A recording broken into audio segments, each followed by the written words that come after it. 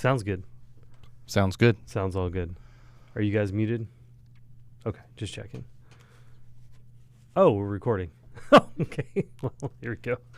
Yeah, well, let's welcome to the show. This is Chris, and this is Dave over here. Welcome to the Super Bowl halftime show. No, we're not doing that tonight. It was funny. So I started a new job on Monday, which We're not going to talk about that at all? No. What? Well, hey, just hold on a second. Okay. And of course, everybody was, and I kind of felt. I'm glad you're doing well, by the way. So far, so good. You seem like you're really digging it. It's drinking from a fire hose right now, which is not terrible. But yeah, it's typically how you drink, though, right? That is true. That's the only way to get it down. I mean, so anyway, yeah. So the very first thing they did is they kind of went through. They have morning meetings every morning, which is kind of cool. I like that. Totally dig that. And essentially, they started going around the horn and they said, "Hey, what was everybody doing last night at 6?" Well, the night prior was Super Bowl, and it didn't even click to me that the Super Bowl was on. It didn't even click to me. And then everybody started talking about Super Bowl, and I was like, oh, goodness. So I wasn't the only one, thankfully, but it had snowed. We got a little bit of snow on Sunday morning, you know. So the funny part was I didn't have to lie or anything. I sat there and thought about it. I was like, 6 o'clock. I was like, you know what? I think we let all the dogs out around that time. And, of course, it snowed, which around here just means mud. And, of course, mud around here is bright orange. So I was like, you know what? I was probably cleaning dogs for half an hour is what I was doing. That red clay, right? Yeah, it's good stuff, though. But, yeah, so far so good, man. Everybody's good. Yeah, so I don't know anything about the Super Bowl. I totally missed it. Sorry, I'll quit playing with this. I totally missed it. My attention was so far from that. I asked my wife the next morning. Yeah. Who won the Super Bowl? I know it was the Tampa Bay Tom Brady's that won. That's what I know. Yeah. And it was funny because like the only thing I know about it was I looked up online somewhere and somebody said, well, how much did Tom Brady actually have anything to do with them winning the Super Bowl? And I was thinking, like, when's the last time the Tampa Bay's won it? I don't know. And the what is it? New England Patriots. I don't know. Wherever he came from. Yeah, there you go. They didn't win. Yep. So there you go. That's kind of what I was looking about. They never won a Super Bowl? Never. I thought they... No, the New England Tom Brady's won several Super Bowls. Oh, gotcha. But not the New England Patriots. So it's more about Tom Brady than anything. I'm saying. Tom Brady is the best goalie in the league. Yeah, I mean, you can't get a single home run past him. Yeah. Awesome. Yeah, it's fantastic. That's pretty amazing. So, yeah, cool. Total shift over. Sports ball. Yeah, well, I played baseball for years and I really liked it. Like, it was a lot of fun. I played football. I loved it. What'd you play in football? And I enjoy watching football. I played defensive end primarily. I did tight end and a little bit of special teams too. Mama says I'm special. Oh yeah, yeah. But no, I really enjoyed it. I love playing, and just like at this point in my life, I can't keep track of all that nonsense. There's some people that can list off what happened in the 1920s game, whatever. Everybody has different levels of nonsense. Like we were just talking about 3D printing and stuff. So we all have different levels of nonsense that we like to get into. Again, what did we say the other day? Name a disc, and I'll tell you what the characteristics, the flight characteristics are on that. For some reason, that sticks in my brain, but nothing important, unfortunately. Like, well, I know your birthday, so that's good. Your sister, yeah. Okay. I'm getting there. I'm getting there with this one. I know March 21st. Okay. He actually looks excited when you said that. Yeah. Hey, no, I'm really bad with dates like that. Otto's birthday's in a couple weeks. That I know. In a couple weeks, Chris. You know what's going to happen? Oh, it's next week, next Wednesday. Otto's birthday. Yeah. It's funny, I've got Otto's birthday on my calendar, but I don't have my daughter's birthday. I got to fix that. You're a monster. That's terrible. What I was going to say, though, is in a couple weeks, do you know what's going to happen? I don't know. They're going to overturn the election results. Trump's going to be the president.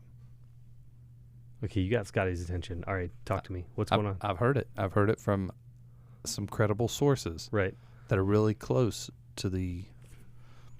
I didn't hear Alex Jones say it, goodness. so if you're not talking about credible sources, I didn't.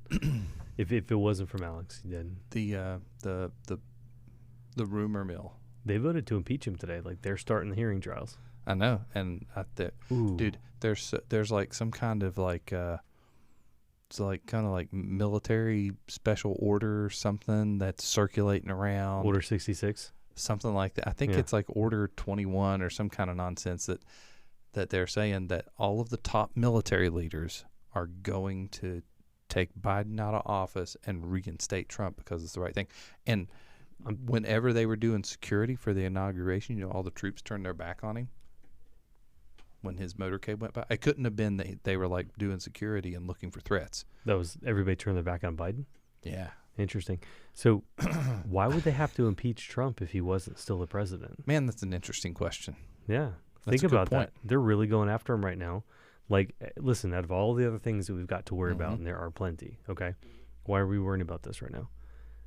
Because he's still a president and they want to get him out. So that's it. That's got to be it.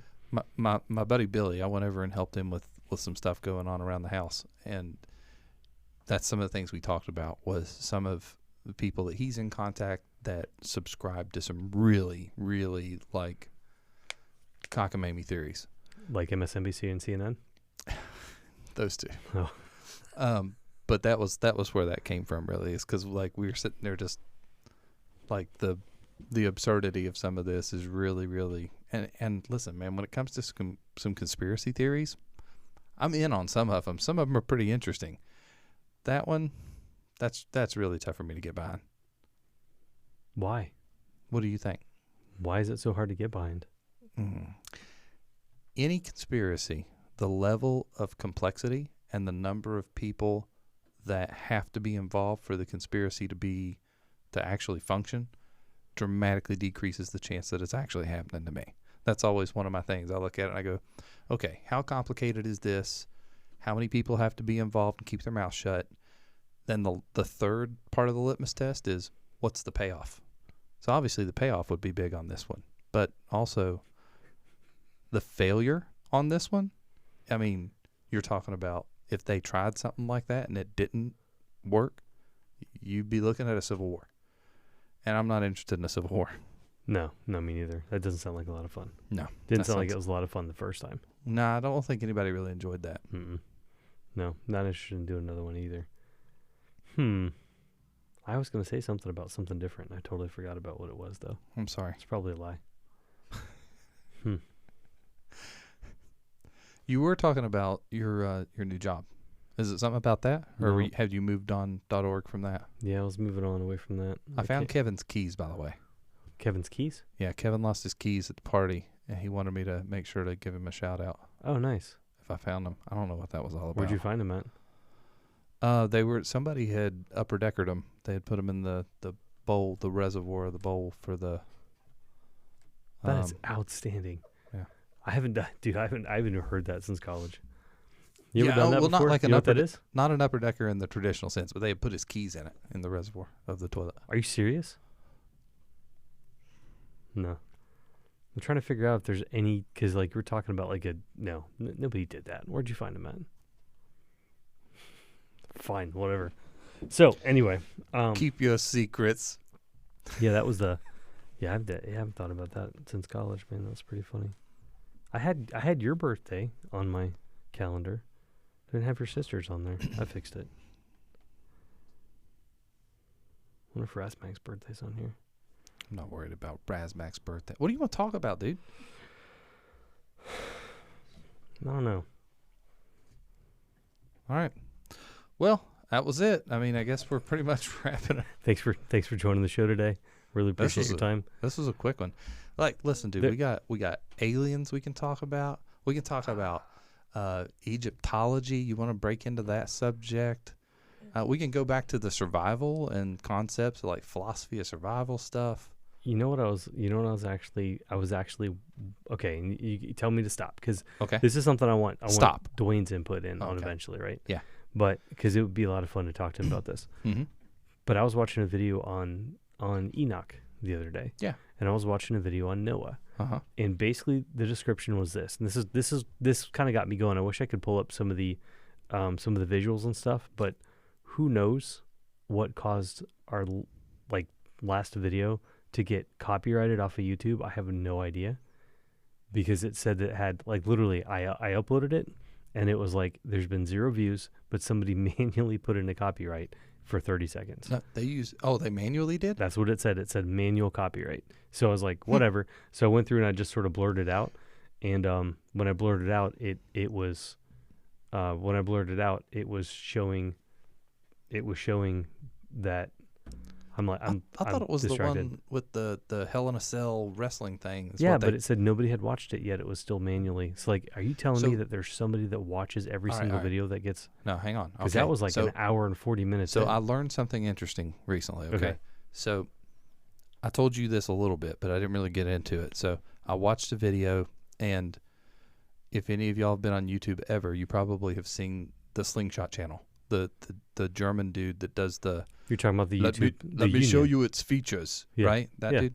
So, Jorg Sparv, I can't pronounce his names, but big dude, makes cool slingshots and other contraptions. He's a lot of fun. If you haven't watched him, check him out. But he got together with some other YouTube kind of personalities in Germany, and they put together a YouTubers union.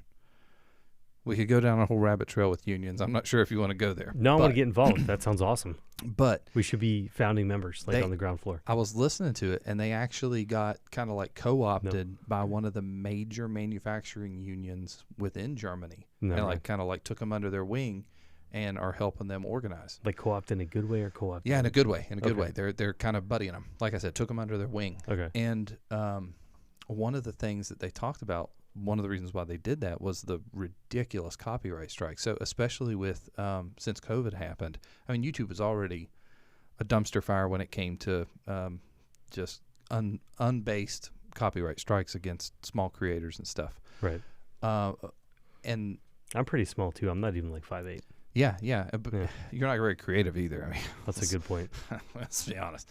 But one of the things they said is when COVID happened, YouTube sent a bunch of their people that manually check out potential infringements, and they started an algorithm to do it. So that strike was generated from when you upload and it processes your video, a computer algorithm is checking it against other media sources, and probably struck it because it had those little clips from. But it legitimately said somebody manually. Really? Made a copyright, and it said that the WWE did it. That's what it said. That's a trip, and nobody's watched it. It said 0 views. Yeah, that doesn't make any sense. That tells me it was the algorithm that caught it. Unless it pulled, I agree with you. Unless it pulled out everything. So I blurred everything out, by the way. So there's I got to figure out how to put I don't know, words Class or something there. Bit. Yeah, I literally just put a big blur box there, hit resubmit, and it's fine. Well, so anyway, just now we learned we're not allowed to put that on. So who knows what else it's going to be? Because I was watching something earlier, and as long as it's a meme, it seems like it's fine. So I'm watching this video with just a bunch of memes. It was a constant. Well, that's the thing. If you can, in the past, if your stuff got demonetized or something like that because of that stuff, they had a path to redress it, right? To figure out and to try to fix it. We used to have that here in this country. Because you're supposed to, like with fair use laws and stuff, you're supposed to be able to use something for commentary purposes or demonstration. There's a lot of different things that you're allowed to do. Right. But YouTube always errs on the side of the copyright holders instead of potential justifiable use, right? So that's one of the things that union is trying to fight for, is for YouTube to have a better method for people to say, hey, my stuff got demonetized, my video got delisted, whatever it happens to be, this was wrong, this was incorrect, I want to make it right. Right. So hopefully they get some traction. I'm not unions here, there. I mean, they've served their purpose for many years, but I think that in this case, YouTube regularly overreaches. Well, there's a lot of lawmakers that are actually, and hold my breath over here. Like, this is not something I'm really, I'm not holding my breath, right? So, but there's a lot of lawmakers after the Robin Hood stuff. So after the Robin Hood stuff, and there's one thing I want to mention too as well. This hit me the other day. I was talking to somebody about this. To the moon, still going. Thinking about Twitter and Facebook and Google and all these folks, right? I want to make a statement because we're talking about Trump just a moment ago. I'm sorry, President Trump just a moment ago, right? And President Biden. So we're talking about these folks just a moment ago. And trigger warning, I said president before Trump. Dual presidents. Right. Yeah, dual presidents, that's right. Yeah. And Emperor Kamala, right? So I like it. think about Facebook and Twitter and what's the other one? Amazon? No. Well, the tech giants, though. Oh. These people, they literally censored a sitting president. Like, think about that for a moment. It was like, what, January 6th or something? Facebook, Twitter, iTunes, TikTok. Right. So if you think about, go back, like, before the riot, or right after the riots, Mm-hmm. he was a president from until the 21st, right? Or Yeah. some would say he's still president. But they censored him. Like, they literally censored a sitting president. So when we start talking about things like freedom of speech, a lot of people are like, oh, freedom of speech, whatever. Look, man, the fact that you can go out and you can say something like, you need to censor President Trump, okay? Just think about that for half a moment. Because the things he's saying are not true. He's inciting violence, Chris. The fact that you can even argue against that, that is your freedom of speech. Yeah. Like that is the thing that people don't understand. It's the freedom of speech. It goes everywhere. Like it's every which way. The news media, when the news media says, "Oh, I can't believe he said that," or you're saying that's a lie, while you're telling somebody else that that's a lie, that is part of your freedom of speech. Mm-hmm. That is something that you are able to say because you have that freedom. On the flip side, you've got billionaire Chinese, business owners disappearing for some of the things that they said. Oh, right? yeah. Think about that for a second. So one of the was it the CEO of Alibaba? just gone. Poof. Where'd he go? Mm-hmm. So and again, there's like you said about conspiracy, there's 100 different reasons why it could happen, Mm-hmm. but there's a long-standing history for the Communist Party to make people disappear, right? It just happens. Like that's something they've been doing for forever. Think about Mao, 60 million people, right? So, but anyway, just think about like the freedom of speech and the fact that freedom of speech is the freedom of discourse. Mm-hmm. So you're allowed to argue or have discussions with other folks that don't agree with you. That's the whole point. Like that's the whole point of this. And for what it's worth, if somebody is going to say something dumb, I would rather them say something dumb so you can identify them. Yeah, you can point to them in the room and say, you know what, that guy's dumb. What is the old adage is you can stay quiet in. It's better to remain quiet and thought a fool than to open your mouth and remove all doubt. There you go. So let them be uncensored. Let them out themselves. Yeah, just let them talk. Especially like people talk about hate speech and stuff and homophobic, racist rants and stuff like that. It's like when people open their mouth and spew some ridiculousness, man, it lets you know where they stand real quick. You don't even have to have a label for that. You're just like, oh, you're ignorant. Or conversely, oh, you're really onto something. We talked about this a while ago about folks putting up a sign that said, for example, blacks not served here, right? Or whites only. Whites only, right? Yeah. You know what? Let them put that sign up because I want to know before I walk in there, like what type of person that the owner is. So let me be able to choose and look at that and go, oh yeah, I'm going to keep walking, right? Absolutely. I want to know if that person's racist. Let it put them up there, and that goes to the free market. Like let the free market shut them down. But anyway, I just wanted to address that real quick. The free speech thing, that's really been bugging me. Yeah, especially like because your free speech rights that are in the Constitution, granted, those are there specifically to put limits on the government, the federal government, right? Well, and keep in mind, the Bill of Rights was a reminder of the rights that we had. It wasn't actually giving us those rights. I was getting to that. So like that doesn't mean that they simply stop there, right? Your rights don't simply stop. Sorry, your rights don't simply stop because, well, we've got this piece of paper that says that the government shouldn't restrict your speech. Everybody should respect each other's rights to say what's on their mind, especially if it's in a public forum. And shutting people down, completely delisting them, demonetizing them, removing all their followers, all the different things that have gone on with people who have had wrong thought. I think it's not just un-American, it's inhumane. And it is the kind of tactics that third world despots use to suppress any kind of thought that doesn't fall in line with what's acceptable.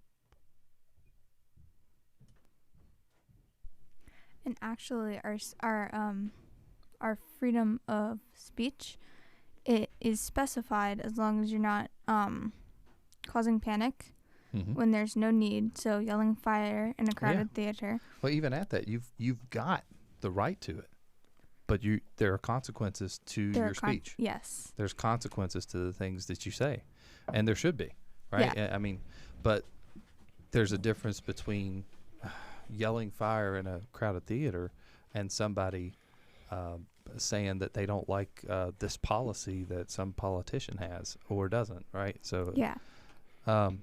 What I was getting at was that just because the Constitution guarantees that the government won't infringe on your free speech doesn't mean that we should infringe on each other's rights. And moreover, when it comes to some of these big tech companies, they say, oh, well, we're a public company. We're public. Then the Constitution does. We can thwart free speech all we want because we're a public company. We're not part of the government. But a lot of these companies get a lot of tax incentives, got a lot of subsidies, and a lot of loans and grants and stuff to start their big tech companies. Dude, that kind of makes you a government entity. Plus, when they start talking about them being what's it called, utilities, because that's one of the conversations that they've had before.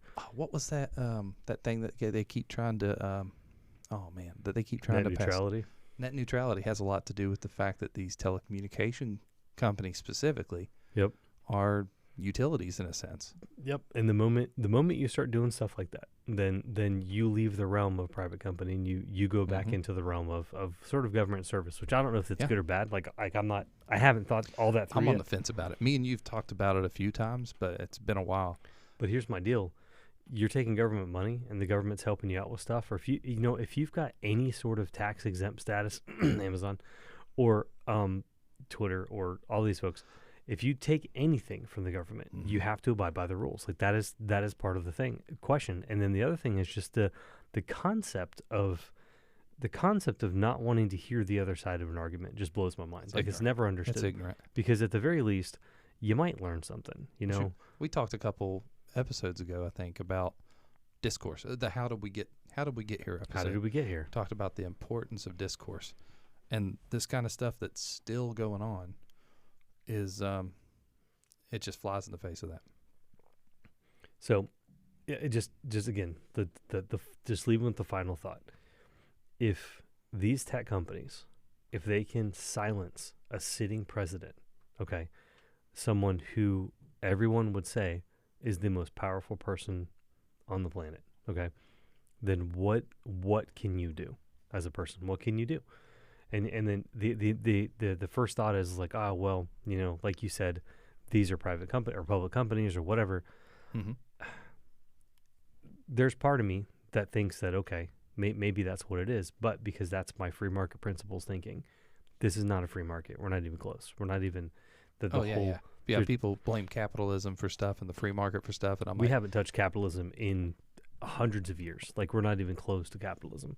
The fact that I feel like me and you we're the capitalists over here. Why people are saying capitalism doesn't work? Go no, but you haven't tried real capitalism. People talk about like Venezuela and communism. They're like, well, you haven't tried real communism. Right. It's in real communism right now. Like probably your most successful state, you would say, is China, right? If you think about it, who the most successful communist state really has been China, right? Mm-hmm. For now, you could say it was USSR for a while, but still China has been, because they've been communist for a long time, forever. Yeah. But as part of that success, like I said, communism. I think that more accurately what they say is you haven't tried socialism. Yeah, socialism, real socialism. But if you're thinking about it, I just shifted over to think about this, because if you're thinking about communist China is going to be, there's going to be a point in history, right, when they lose a war or they make everybody upset or whatever, and they're going to wind up on the same side of the history books that Nazi Germany wound up in, because all of a sudden somebody's going to come out and they say, hey, What happened to all those Uyghurs? Hey, what happened to all these people that Mao killed, 60 million? Hey, what happened to all these folks? And we're not allowed to talk about it, right? Because of the 80s. But eventually China's we're our going to friend. talk about it. Yeah, and we need to because it needs to be in the history books. Yeah, absolutely. You can't right now because all of our stuff comes from China. Just like with Saudi, you can't talk about how they treat women and LGBTQ. Did I get that right? There's folks. more letters now, but I think you got the gist. You can't talk about Yeah, how it's we treat awful. them because we get all their oil from them. Well, Yep. it's like, well, okay, so The the bad fact that they'll habits that you stone guys a have. woman, the fact that they'll stone a woman for driving a car, or they'll throw a person off the roof for having different sexual preferences. Listen, That's kind of a little bit ironic, isn't it? Considering they that's sell awful. oil to everybody. Yeah. Wouldn't you figure they'd want more people driving cars? no, that's true. Yeah, Yeah, that doesn't make any sense. but that's- it's so- awful, man. So that's it. It's that double standard. It's just going back again to the freedom of speech stuff. It's the double standard of you're not agreeing with the thing that I'm saying. I want you to be quiet. That's not okay. Like shouting somebody down or talking over somebody or telling them they cannot have a platform to talk. That's what happened. That's how we got the country we had to begin with, right? And when you think about going back to the 1600s and stuff, and I know, listen, there's a lot of problems. We'll get into that another day. But when you think about it, like again, capitalism. We haven't even touched capitalism. This country was not founded on capitalism. Wasn't founded on free market. Wasn't founded on any of that stuff. We're not far from the Biltmore estate. Where'd that guy get all his money and all his land? The king was like, "Hey, I like you. Here's your stuff. Make me money." That is not capitalism. Like, first of all, you come here, you literally steal the land from people. Cronyism. Well, I mean, That's the term that applies to the last, 100 years, couple more. 100 years. Yeah. It's been more because you think At about. least. Yeah, we talked about the Jekyll Island stuff, and we talk about the robber barons, like Jekyll Island, New There's a- York. there's For a- people who aren't, for the uninitiated, there was a big consortium of very high-ranking business people and government officials that got together and basically put together our system of fiat currency and everything else. pushed everything away from the gold standard, which is why we've got this inflation. You look back 10 years ago, and the value of a dollar is different than it is today, right? You said something a second ago, and it kind of stuck with me about there has to be, you have to provide people discourse, and unplatforming, however you want to phrase it, to silence your opposition puts people in, it limits their options. So there's a quote, I can't remember who said it, it's those who make peaceful protest impossible make violent protest inevitable. Right. I don't know who said it. You probably help me, but that's what we're pushing each other to. Sounds like a Gandhi and thing to people on both sides wondering why the other side is getting more violent. Look at what's happening right now.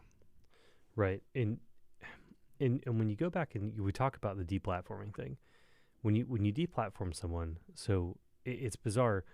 First of all, just go back to what I said before. Why are there two sides? That doesn't make any sense to me whatsoever.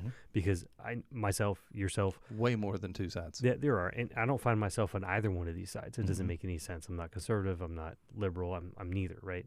So, which I think most people aren't. By the way, I don't think most people are. I think they say, well, it actually, I'm going to rabbit trail again, but it actually boils down to the things I disagree with more versus the things I agree with more, right?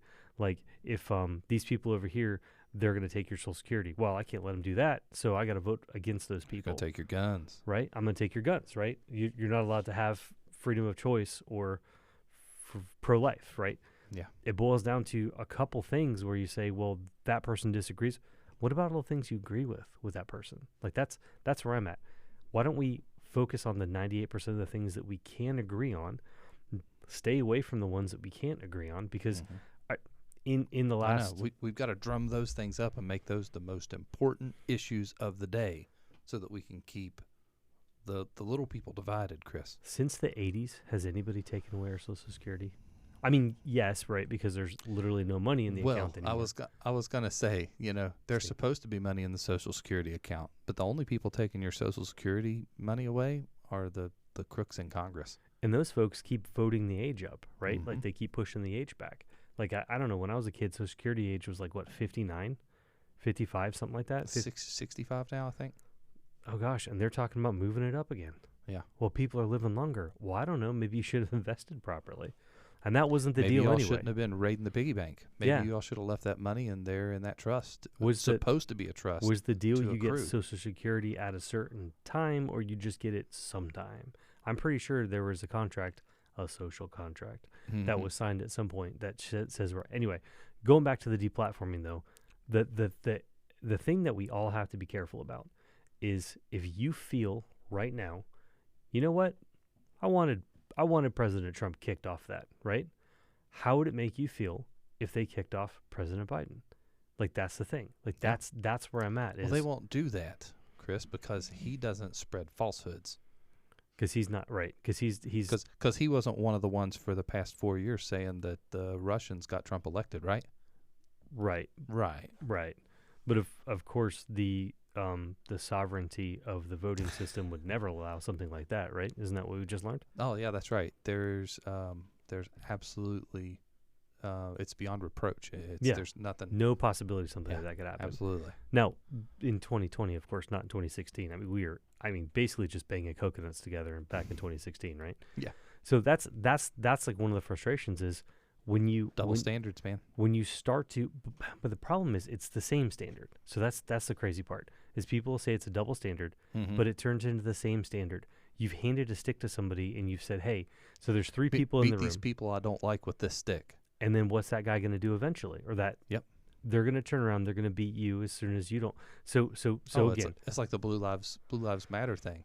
The people that were waving Blue Lives Matter flags during the Trump protest when they breached the Capitol were some of the same people that got shot and beat up by the Blue Lives that they thought that mattered so much. So it's like, if you are a big fan and you're sitting there rah when the cops are beating up the people you don't like, you ain't got a whole lot of room to complain when they turn around and beat on you.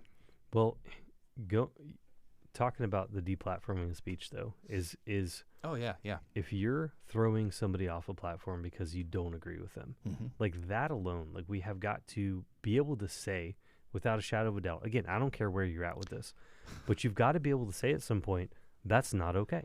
Isn't that like the equivalent of going la la la la la, I can't hear you, Yeah, what are you, 5? Thanks, Kevin. Right? No, it really is. It's the equivalent of that. It's like your thoughts and what you're trying to tell me are so hurtful to my feelings that I've got to stick my fingers in my ear and make noise and keep from hearing you. And that's ridiculous. I know people don't want to spend time sometimes just to learn about things. Okay, I get that because we're busy, you've got things to do and all that sort of thing. But doggone it, if somebody says something to you that challenges your belief, thank that person for half a second. You know, at the very least, if you're just finding out that, what are they called when the planes fly over and the chemtrails, right? Yeah, if you're just finding out that enrages people to riot, which that probably could have happened in Washington. That's exactly what happened. I'm sure it is. Absolutely. And that's what's been happening this entire time with the Antifa and stuff microwaves like that. And stuff. It was just all the chemtrails. They weren't wearing their tinfoil hats and they got mind controlled. It's one of those things where you just learn about that. You got to go, oh wow, that's interesting. Let me go learn about this thing, right? And then number one, if you first of all, if you ban that and you don't let people talk about chemtrails, it feels like it's hidden knowledge. And it kind of it reinforces some of the nonsense that they're saying. It makes those conspiracy theories seem more plausible. You're like, man, if this wasn't the case, why would they be trying to hide it? Because now you've got something that's hidden, which makes it more interesting to go see. It's like, and I'm sorry, no, I'm going to forbidden fruit. I was just going to say, I'm going to step on your toes here for just a second, okay. But not letting your kids see you drink liquor and not letting them know where the liquor cabinet is and stuff like that, it's going to mystify it for them, right? Yep. It's going to seem weird and strange. Geez, we've got generations of kids that grew up in houses like that.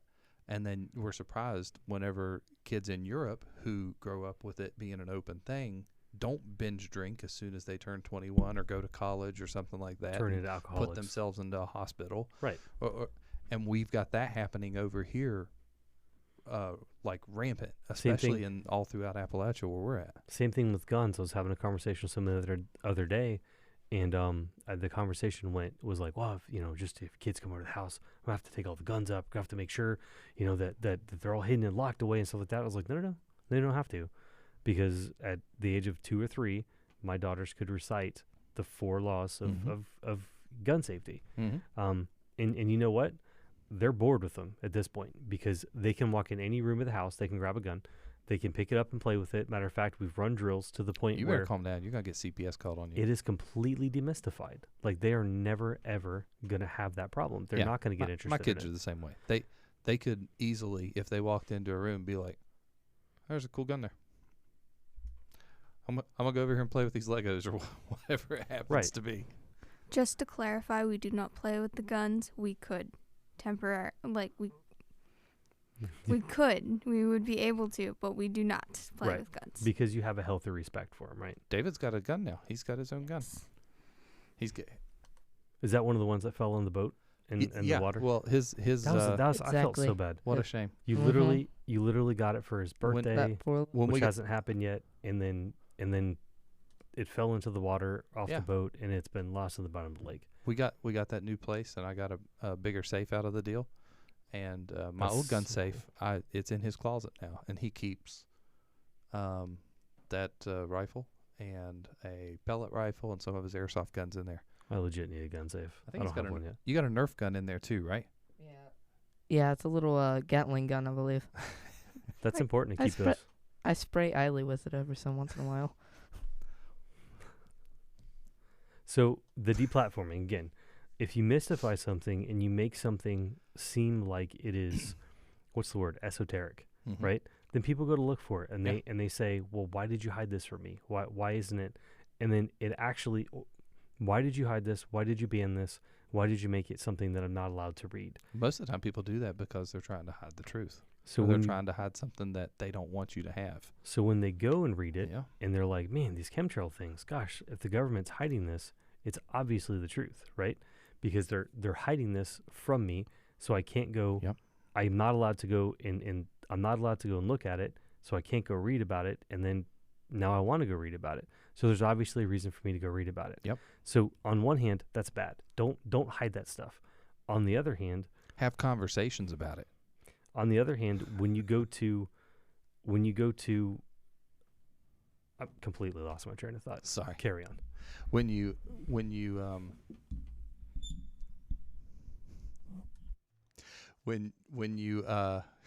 you got me too. Squeak. I legit I can't hold the train of thought right now. But I think I've been trying to make the same point for like 20 minutes. But carry on. Go ahead. I'm good. Sorry, dude. I'm really sorry. I'm not trying to squirrel you that hard. What I was saying was, as you start to deplatform somebody, you're taking away the ability for somebody to see both sides, right? Yeah. Because if you're only ever seeing one side, it's a, you know what? I hate to put it this way, it's a sermon, right? You're just getting a sermon. You're just getting one side. You're getting one person, like any kind of speech. Groupthink, right? Yeah, you get the groupthink. Well, and everybody's in like, oh, we're here to hear this thing. I want to just pick on sermons, but politics, right? If there's somebody up there and they're delivering this big long speech, that's a good point, though. I mean, because like people actively go to a church to hear a sermon. You don't want to you don't want your Facebook feed or whatever it happens to be to get condensed down to where you're only getting one point of view the whole time. Right. So you go, and if you're listening to a politician, right, like this is why the debates are supposed to be useful. I didn't find these debates very useful, but at the very least, and this is why news is so frustrating anymore, because news, I know, I'm sorry, I'm playing with this again. When the news folks, they come out and they're like, this is the thing that we're talking about. This is the point. Trump is bad. Trump incited violence, and Trump is trying to get, the people to kill everybody in the Capitol, right? That's basically what the news is saying. When there's not the opposite side or another side, then that's just what you think about. And there's no discourse going back and forth saying, hold on a second, maybe that's not what happened. Maybe something different happened, right? Even if that is what happened, you've got to hear the other side so you can make up your own mind. Mm-hmm. If somebody is shouting at you, just stop listening for just a moment. Just if that's the only thing that you can hear is that person shouting at you, there's, first of all, there's nothing else to think about, right? Because they're yelling at you. Secondly, I don't know where I'm going with this, but secondly, you can't see the other side, so you can't make up your own mind. Yeah. One of the things I've learned was the old adage, you can lead a horse to water, but sometimes you have to drown it, right? Yeah, that's so it. If you never get a chance to make up your own mind, where are you gonna? You can't change people's minds. I think that's what I figured out. Well, you can't change people's minds, by shutting them out. That's right. And if you tell somebody to stop talking, Yeah. all you're going to do is frustrate them. And as soon as you tell them to stop talking, guess what they've done?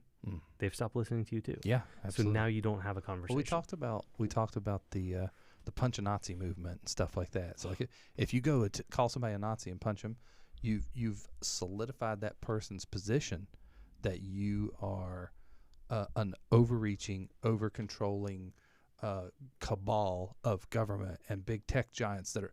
If you follow through with that, you've confirmed all the things that the extremists on one side have labeled you as. I mean, you're literally fighting fascism with fascism at that point.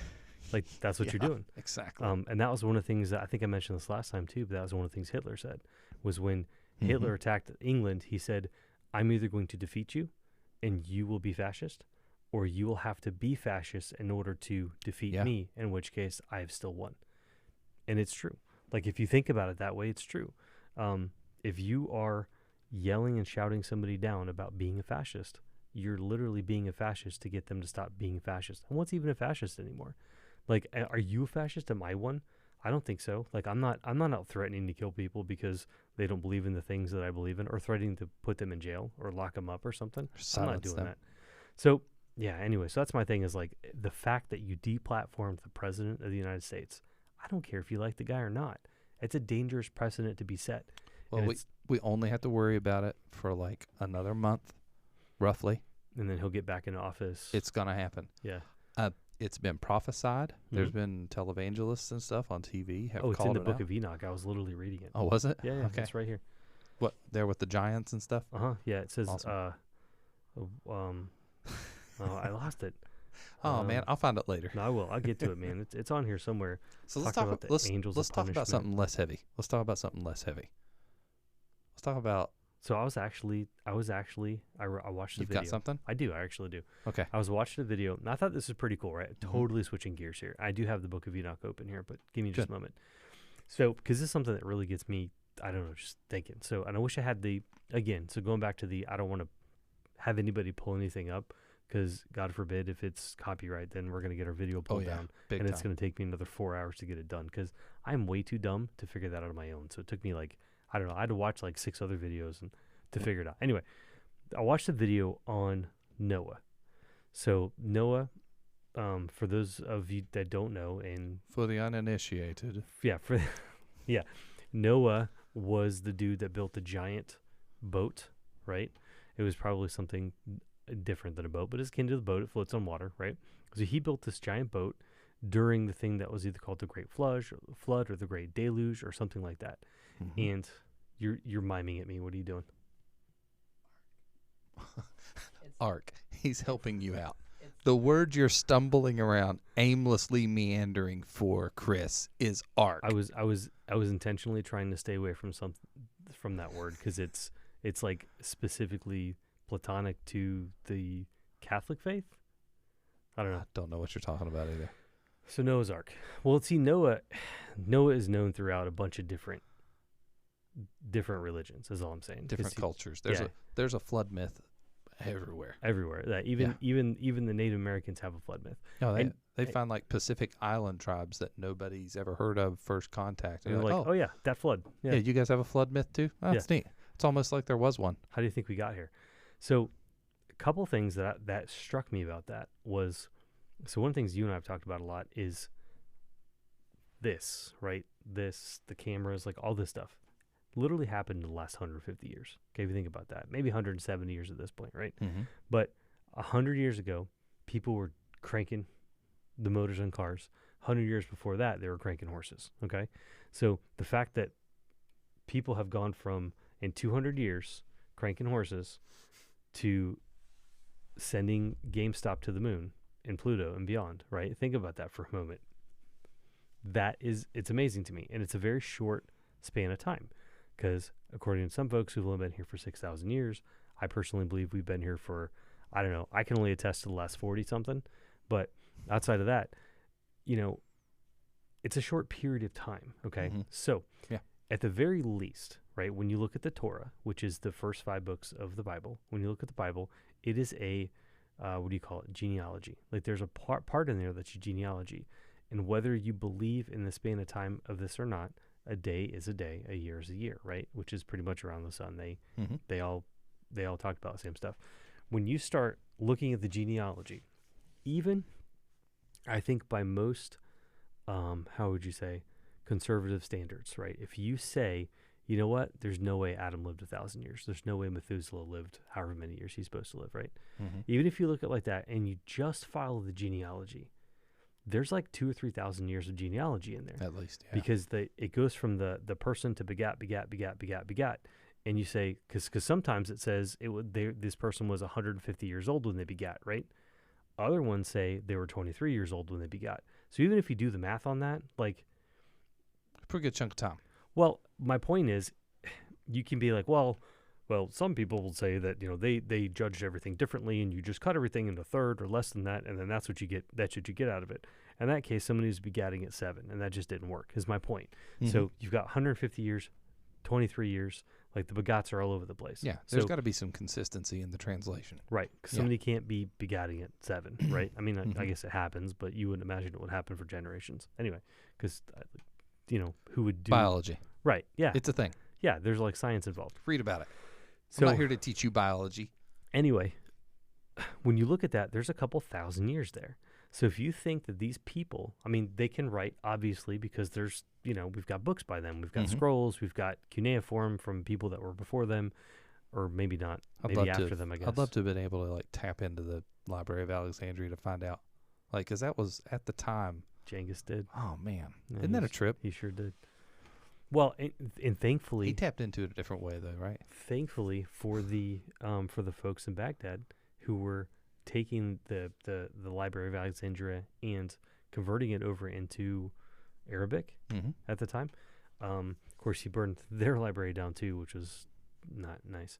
But anyway, it's a good thing that they were doing that, because that back then, like that area, the Middle East, that region was like this bastion. Persia.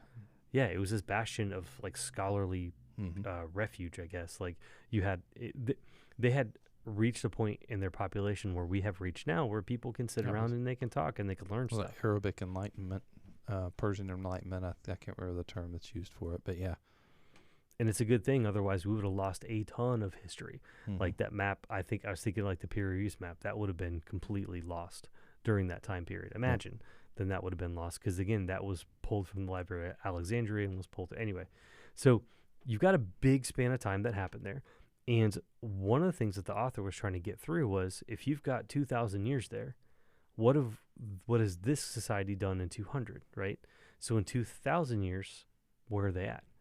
And one of the things that they posited was, and even if you're not on about the giants and all that stuff, the Nephilim and stuff like that, even if you're not on about that, and you're just thinking about people, what can people do in 2,000 years?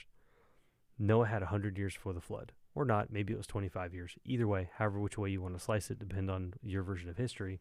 He had a long time, and a lot of people had a long time to think about it, and they had a long time to be around. And we know there were giant cities. We know that there were metropolises and like all this stuff there. The picture that I saw was super cool though, because, and I was watching another guy. There's a guy that does Mayan tours in Mexico and Peru and stuff like that, where they go down and they check out all the pyramids on this side of the world, which by the way, those pretty are not fascinating. Those are not allowed to be called pyramids, because pyramid means fire in the middle. Pyrrha and mid, it's Greek for fire in the middle. And he was very, very clear the way he stated this. He says, because only the pyramids in Egypt were power plants. That's just how he put it. He just said, only the pyramids in Egypt were power plants. Fire Who said that? Middle. This is a guy named Brian Forrester that I watch on YouTube. He does a lot of, basically does him out. Walking tours. He does great stuff. And eventually, like, I want to talk to y'all. Yeah. Because you know what? I want to be less white.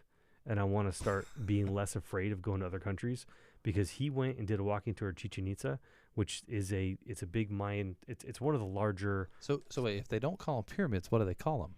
Step towers or something? They call them step pyramids. they still call them pyramids, but the point was, it wasn't a power plant. People. It wasn't a power plant. That was the idea. Yeah. So fire in the middle. But he was walking around Chichen Itza, which I was fortunate enough to be able to go to when I was 17. It was after high school. My parents and I went down instead of going on the senior class trip, which they were going to. What's the place that they all go to in Mexico? Cancun. Oh. Yeah, Cozumel's on the other side. Okay. But they go to Cancun to drink and stuff, and that's the only thing the entire class did. They just went down there and drank the entire time.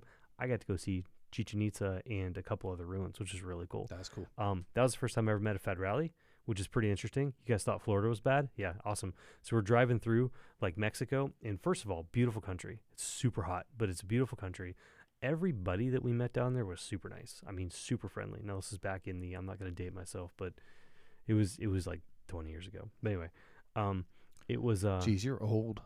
Everybody, like really old. Everybody was super nice, and couple of the cool things is you're driving through the countryside, you look out randomly, and there's these giant like packs of burros, just running around, which are donkeys, right? There's The wild burro, and they've in got its the natural habitat. and they've got the cross on their back and stuff, but they're just like in the middle of nowhere. You're just driving along, then boom, there's burros.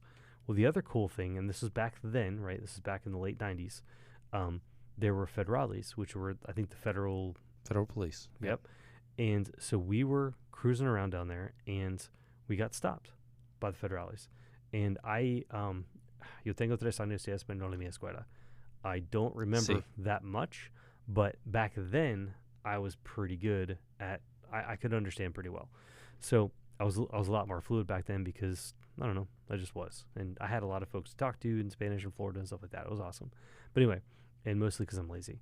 But they started, like literally the car stopped, M16s came out, and they started tapping on the windows with M16s. Like that's how that was the checkpoint, was tapping on the windows with M16s. And I got mad, yelled at the guy in Spanish, and he surprised him. So he kind of backed off. They turned out to be pretty friendly, like they were okay, except for the whole fact about them, pointing guns at our face. Yeah. Yeah, because that's, it wasn't. But it's a cultural thing, Chris. It had never happened before to me. Well, I had several times, but I've never had an M16 pointed at me before, so it was a new experience. So that was pretty cool. Yeah. But anyway, so we're driving down Chichen Itza, and I don't even want to pull up anything on here because I don't want to accidentally get thrown off. But we're driving down Chichen Itza, and Chichen Itza's got a gigantic temple. It's got they call it the ball court, which is I'm gonna have to do some more research on this because what he said doesn't make a lot of sense. So think about a basketball hoop on a wall, but turned sideways. Okay, so it's not horizontal; it's vertical. And the rules that I understand, they had a hard rubber ball, but to move it, they were not allowed to use their head, their arms, their hands, or their feet. So I don't know exactly how they moved anything, and I don't know who knows or who figured that out. But that sounds really hard because you can't soccer it. They had prehensiled tails. That's a good point. See, I never thought about that. There's legends of that in Mexica. That's probably what it is. So anyway, so they would use their tails to throw this ball through the hoop and stuff, and then that giant, there's this giant court there that's cool, and then there's I'm like seeing this game played out in my head. It looks awesome. Oh yeah, and I think of the Quetzalcoatlus probably like just flying around like over, and just like looking down from dozens of Quetzalcoatlus. Yeah, just everywhere.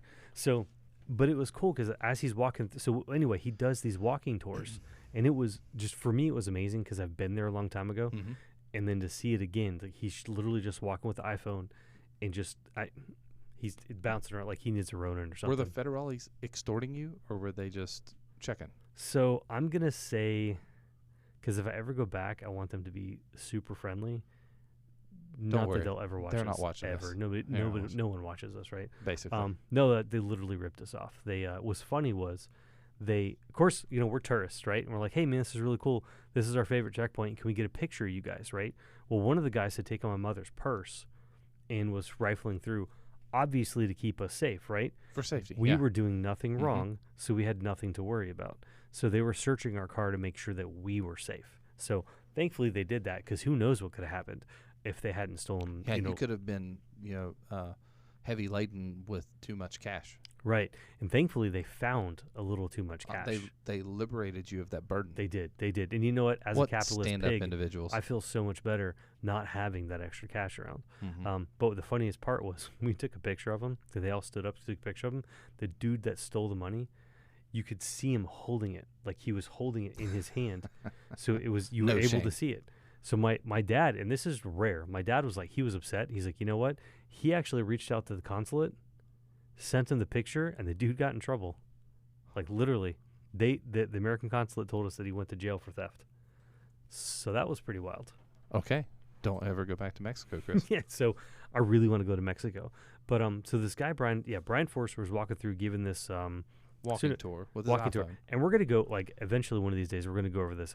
I need to do more research because Well, I was gonna say, how long has that one been around? Because I've been hearing like people are using like all kinds of LiDAR and different stuff, and they're discovering temples like almost every day in Mexico and Central and South America. So the crazy part is, it was, what's the northernmost?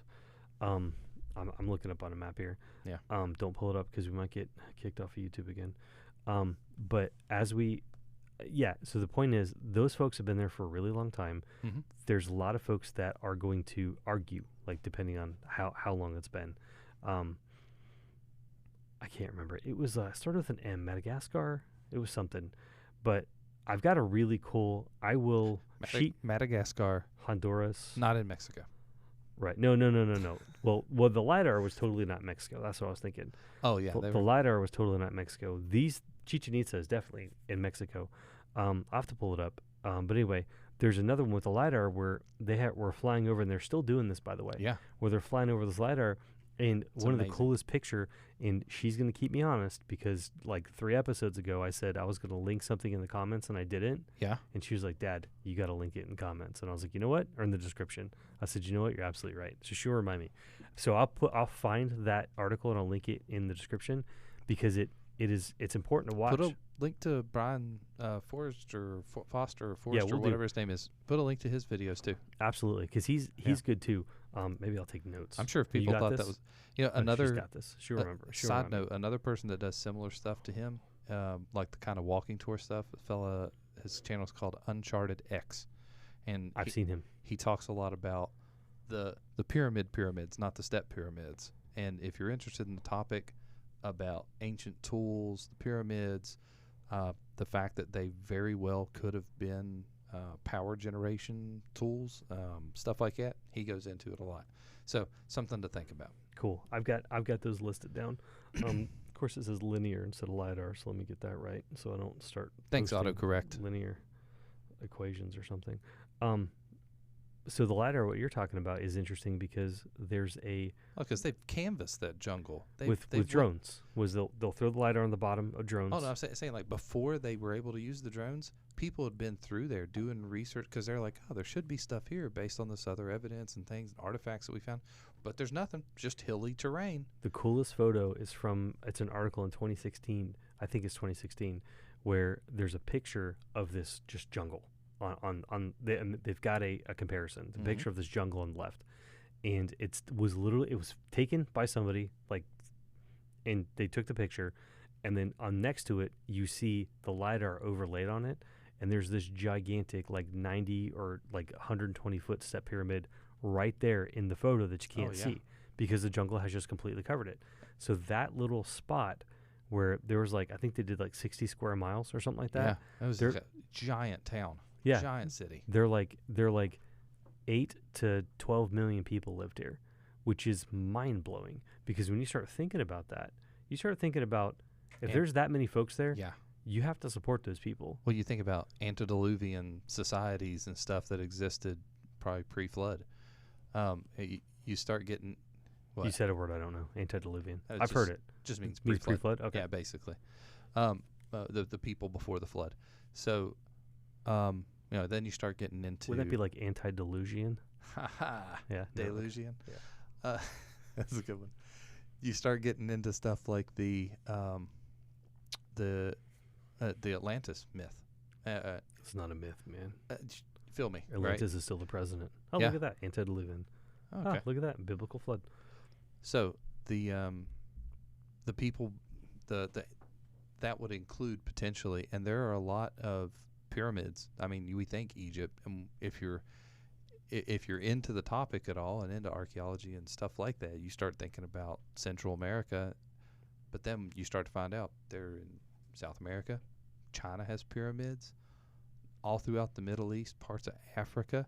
They're even talking about some that are in parts of Europe, up in Russia, and it's like it gets pretty deep, and it's not like granted, I understand that if you're trying to stack stones to make buildings, you start with a wider base, and that's just kind of how it works. But there's more similarities than that. Well, that's a cool point that you just made, because I was just thinking one of the things, Congruent development of technology. one of the things that well, that's one thing too, Yeah. right? Because if these people aren't talking to each other, then how'd they all figure out the same thing? But the other thing was the whole stacking of stones. One of the things that's interesting is these pyramids, especially the ones in Mexico, Akashic knowledge. most of them are hollow inside. So Yeah. the one at Chichen Itza, for example, actually has another pyramid inside of it. There's a little door on the side of the steps. Mm-hmm. There's actually another pyramid inside of it. Now it's blocked off. I don't think I could go back then. I don't remember going in, and I know it's blocked off now, but there's another pyramid in there. I don't care. That's cool. Like, first of Yeah. all, that's pretty neat. Secondly, Yo, dog, we heard you like pyramids. yeah, So we put a pyramid in your pyramid. right? So that's neat. And then we start thinking about these people are supposed to be Stone Age or ancient tech or whatever. Yeah. Like, however you look at that, I'm sorry, what are they doing sitting around building giant pyramids if you can't feed yourself? well- We're bored because we can run up to Burger King or wherever Yep. and we can go get food. Like, it's super simple. And then we go home and we sit there and like, man, gosh, I didn't even make food. You have to have a sophisticated division of labor and an agrarian society to make that kind of stuff happen. But you got to be bored. You know what I'm saying? Yeah, well, that's what I'm saying. You have to have castes of people, some people who are literally just wanting to build cool things. Yeah, you got to be bored. Like you look You at can't be chasing animals around. You can't be worrying about farming, right? You can't be doing that kind of stuff. Göbekli Tepe, You can't be. another prime example. 10,000 years ago, they're dating it right now? At least 10. No, it was more than that. It was 12,000. Something like it's ridiculous. Yeah. And the thing is we've been told all this time that everybody at this period were just stupid hunter gatherers beating rocks together and chasing herds of mammoth or whatever it is. And you look at the stuff that these guys did at Göbekli Tepe, and it is apparent that you had to have an advanced artistic and engineering and architectural system in place, along with an agrarian society. Because you're not going to be following herds continuing to build something like that. They built something like that because they were in place. They were staying there. It took them who knows how many generations to complete that site. And then the even weirder part is that they filled it all back in and bounced. Yeah. Göbekli Tepe is 12,800 years old. 12-8, okay. And I'm trying to remember the name of the people, because you had the people here, you might remember, Mhm. that were here where they found the I say here in America's Clovis. That's right, the Clovis peoples. Mhm. So for the longest time, the idea was the Clovis peoples were the earliest people, which was only a couple thousand years ago, right? And then all of a sudden, you have Bluefish Caves, and then you found the One over in France with the cave paintings. I can't remember the name of that site either. Yep. And then there are let's see.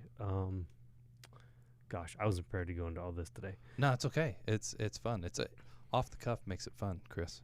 Being unprepared is it's the spice of life. Oh gosh, not if you're trying to actually learn something.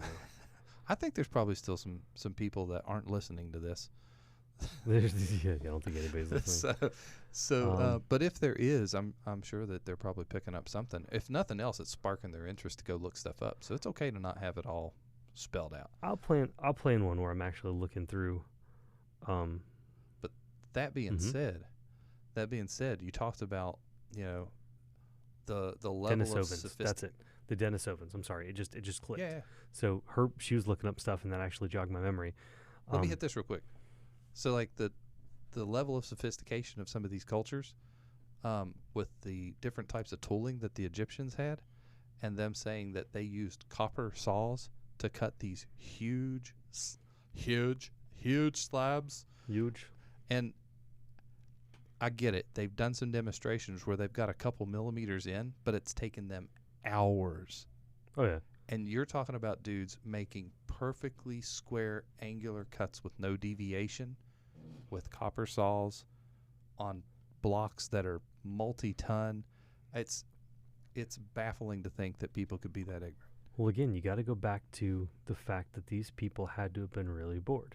Yeah. Okay. And Now, what was this group you were talking about? The hunter-gatherers, I'll get to it. I got them up here. Hunter-gatherers are not bored because they are breaking tent, they're breaking camp, they're packing stuff up. They're surviving. However they're going to do, right? They're chasing things around. Yeah. They're foraging for things, stuff like that, right? Because all of this stuff is supposed to happen pre-farm age. So as soon as you start to farm, as soon as you start building farms, now you're an agriculture society, and then you start stepping up whatever. There's Sorry, I keep saying agrarian.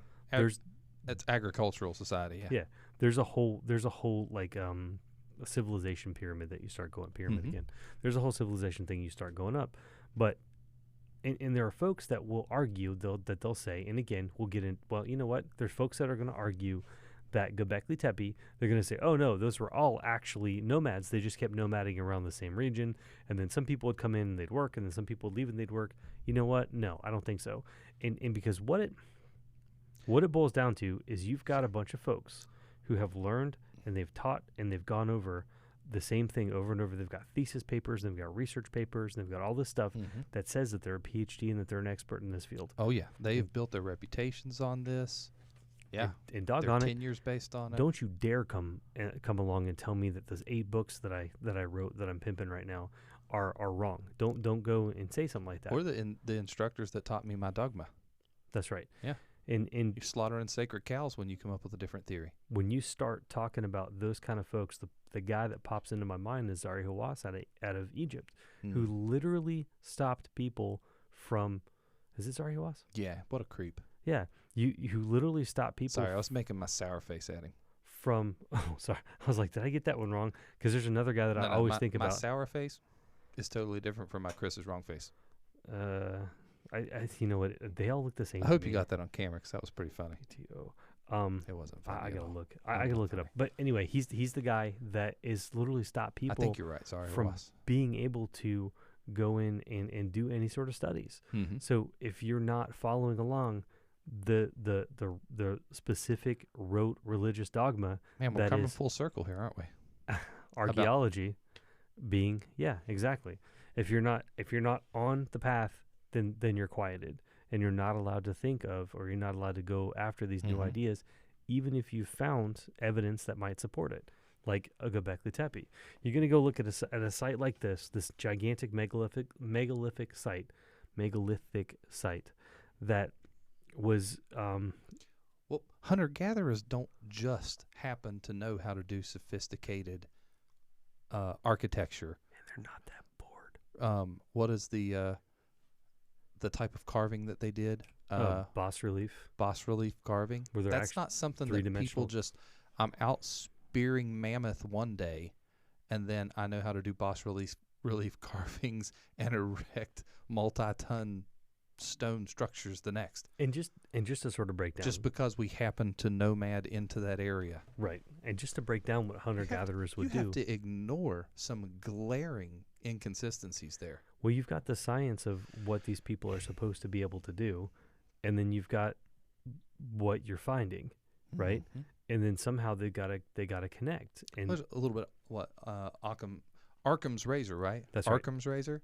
That's right. Well, I mean, you have to look at that situation and say, you That's know what? When you throw the Riddler in jail instead of the Joker because you think he's the bad guy. But you got to look at that situation and go, okay. So all of these things laid out. Clearly, this is what's happened. This was an agrarian culture. Agricultural culture over 10,000 years, 12,800 years ago. Right. And that flies in the face of a lot of our other theories, but we're going to have to change those theories because the evidence is right there in front of us. Or at the very least, we have to make some huge leaps in logic. At the very least, let's get excited about the fact that we found some new stuff about the people that were here before us. Yeah. Because maybe it unlocks another piece of our past, about our history. Because that to me is just like that. It literally gives me chills. Yeah. When you start thinking about there are people that were living 12,000 years ago or whatever it is. I'm sorry, 6,000 years ago for Baptist, but 12,000 years ago, and they were building these giant megaliths. I don't care what you say about that. That's pretty flipping cool, right? Yeah. If you sit there and think about it, how they do it, still can't figure it out. I know there's a guy in Kansas who can move a house with a rock. Okay, I get that. That was pretty interesting, by the way. Yeah, it's neat. But the fact remains is these are not houses. These are a lot bigger, and they're a lot bigger scales, and it's happening all over the world. What's going on, right? Yeah. In the It's that again, Akashic knowledge that it's all developing at the same time. but even if you've got the knowledge to do something, Yeah. okay, you can look up on how to build a nuclear reactor, okay, online. Like I'm sure there's probably a YouTube video about it. Are you going to go do it? No, you're not that bored because you still have a job. You still have other hobbies that you've got. You still have other things to do. These Or people, in their case, you're just still surviving. right? Yeah, Yeah. which is in the whole idea of the nomads, right? Is you're chasing around herds because that's where you get meat. I'm sorry, people eat meat. Hunter-gatherers. Yeah, because you got to gather. So you can't stay in one spot and gather berries over and over again because eventually you're going to run out. You got to move, right? Seems basic, but that's what happens. Plus, you want that hunting ground or that foraging ground refreshed for the next season when you come through. Well, so you don't want to completely deplete it. Even still, you pick a bunch of blackberry bushes. You got to wait for a while before they grow back, Yeah. right? Yeah, so, absolutely. And then the animals move. Like they move. They move around. The herds of elk or deer or whatever you're following, they move around. Mammoth, they move around. So you got to chase those things. So that the thought that you're going to stick around and start tooling on these giant stones for what purpose? And it's always religious, right? So everything's a temple, right, to all these people. Yeah, So it can't be anything else because it's either a they were temple or a just tomb. mindless. They were mindless beings at that point that didn't think about anything except for their God, right? And the most important thing, obviously, is to build a temple to your god or build a tomb for somebody who died, before, Yeah, right? that's it. That's the biggest tropes, tombs and temples. So, and that doesn't make any sense. It's like we don't even do that nowadays. Like we build giant temples, yes, but when you just take any building in New York, how Look many at of our those? largest buildings, yeah. Yeah, they're not. It's all commerce and trade, and it's something like that. Like it's you're making money for something. If somebody took the, I don't know, Göbekli Tepe and said, it's a giant market, that makes more sense. Like that actually starts to make more sense. Look at a culture that is largely more based in theology than ours, the Arabic culture, and you go over to the United Arab Emirates. What's the biggest building there? Right. The Al Burj or something like that. I can't remember the name of it. The thing is gigantic. But it's not a mosque. And the people that freaking climb to the top of that thing, you ever seen those videos? Oh, geez. The Spider-Man folks- people? Yeah, they climb to the top of the thing and then they stick their GoPro or whatever up in the air. They Like go that. hang off of something with Jiminy one hand. Christmas. Ugh. I was reading somewhere where that thing is so tall that you can watch the sunset like 3 times. Like you start at the bottom, the sun sets, you go up halfway, you watch the sunset again, you go up to the top, you watch sunset again. Like it's because it's so tall. Alberk or Fresh. But think about the palms and stuff. I really tried. The islands that they made? Yeah. Think Yeah. about the islands, think about the world, like all that stuff. Well, they obviously worship palm trees, Chris. That's a really good point. 1,000 years from now, when somebody finds that palm tree-shaped island, It makes and sense. People in the, the desert map of the worship a globe. palm tree. yeah, Yeah. it's obviously And that's what's religious. going to happen. Could They you probably imagine? buried their king there. And Costco, obviously, like Costco, that's an homage to one of our gods, I'm sure, right? So somebody wanders into. I'm thinking the Idiocracy, where the Costco's like 8 Oh, states. bro. It's Could so we do funny. a show on Idiocracy We sometime? need to break it down. So, but going back to the Chichen Itza, right? In the temples or the temples, because they're not temples, right? Yeah. That's what the guy said. He said, "This is Brian Forrester." Going back to him, he said, pyramid fire, pyra meaning fire, mid in the middle. So these are some sort of giant power plant. Mm-hmm. Which leads. I'll mention the Denisovans real quick too before I completely forget. Yeah, please. So here's these were early Americans, right? so they found Denisovans in. Oh gosh, where was Because it? this isn't a topic that I've researched much at all. The Denisovans, they found them in Siberia. They found the Denisovans in the. Oh gosh, what's the really tall mountain? Not Everest. Yeah, in Nepal. They found some in Nepal. Mm-hmm. I want to say they found some here too, but in America too, but I can't remember. I have to look that through. So are they basing that on like the genetic tissue they found and stuff DNA. like that? So here's the cool thing. These are well-traveled people then, right? One of the things, yes, because there were Denisovans here as well. I just can't remember exactly where. Interesting. A couple of things that they figured out though, and for whatever reason, the only one I'm finding is on CNN right now. Oh But, yeah, and they're obviously mindless hunter-gatherers that can, right, yeah. that are Yeah. world travelers, obviously. It's So insulting. one of the was it New Zealand? Yeah, it was one of Uh-huh. those islands in there. So what you've got is you've got a group of folks who can live high in the mountains, in the cold, and in the tropics as well. So all the same. One of the wildest things about them is they lived beside the Neanderthals, because their DNA was mixed with them, which is interesting as well because we have like 3% Neanderthal genes in us as well. Usually, yeah. I find interesting, which means that these Denisovans lived alongside the Neanderthals and obviously us at some point. So these are different species of folks or different peoples, but the one that they found in the cave, I want to say it was in Nepal, like it was Nepalese, it was something like that. I gotta remember. It's called the Denisovan Cave. So if you guys look that up, you'll find it. I'll probably link it. But that more cave likely just different people was then. Yeah, sorry, I'm like talking and researching at the same time. Yeah. That cave was found to be 180,000 years old, I want to say. Something like that. Because what they were doing was when they started to get in, they started to cut into the cave. So first of all, it was was she from China? I can't remember.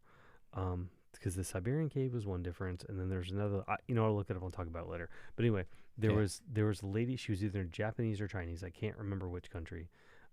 Where she was working on her PhD, and this monk had gone into the cave. It was like 2008, and had come out, and for whatever reason, she's like he found a jawbone up there, and he would go up there to pray and meditate.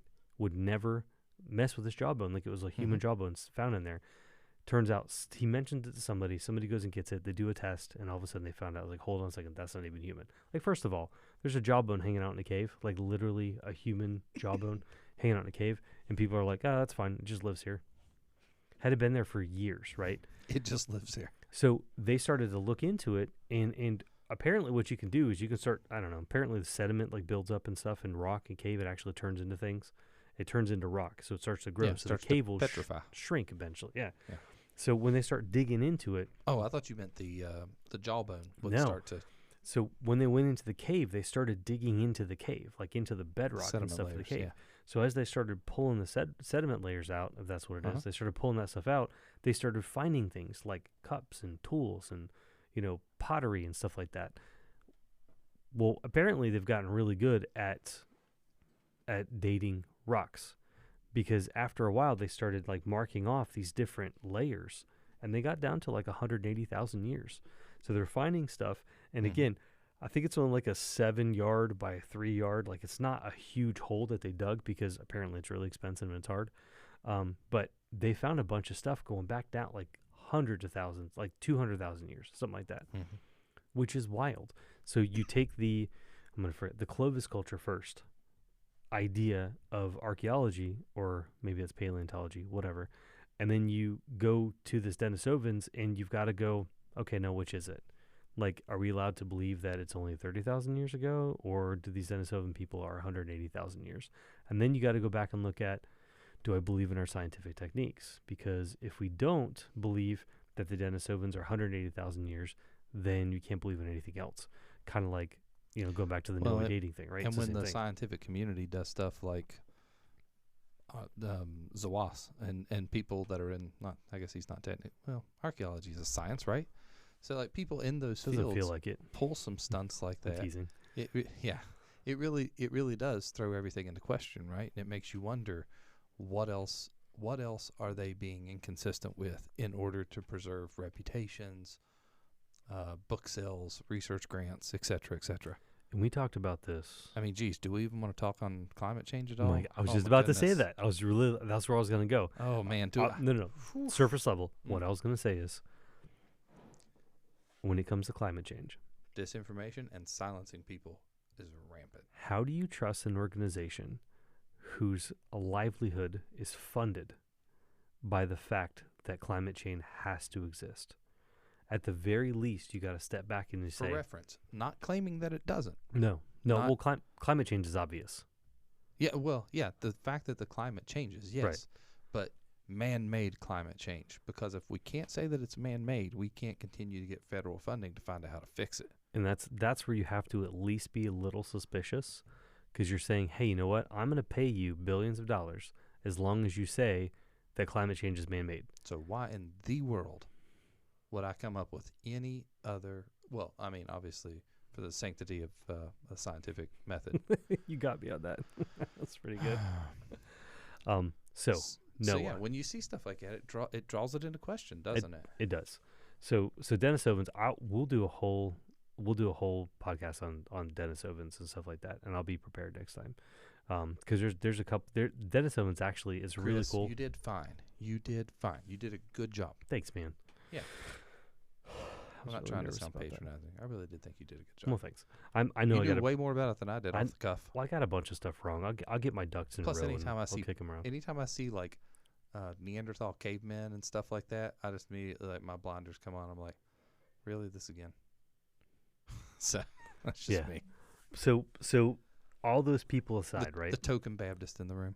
200,000 years ago, 180,000 years ago, which would kick you back into a different age. Now this I actually do have up, because you're talking about the Ice Age was 10,000 years ago, Pleistocene, and then that lasted. Really depends on which one you're looking at. That lasted a very long time, but there was a little Ice Age that only lasted about 10,000 years, something like that. This is it right here. And then before this, you had the late Ice Age and this huge 170,000 years scope of time that we could have lived in, that we could have been okay in. That's right? Habitable. Yeah, and I say we. These are folks that could have been around and could have dealt in, which might have been the time that Noah was around. Yeah. Right.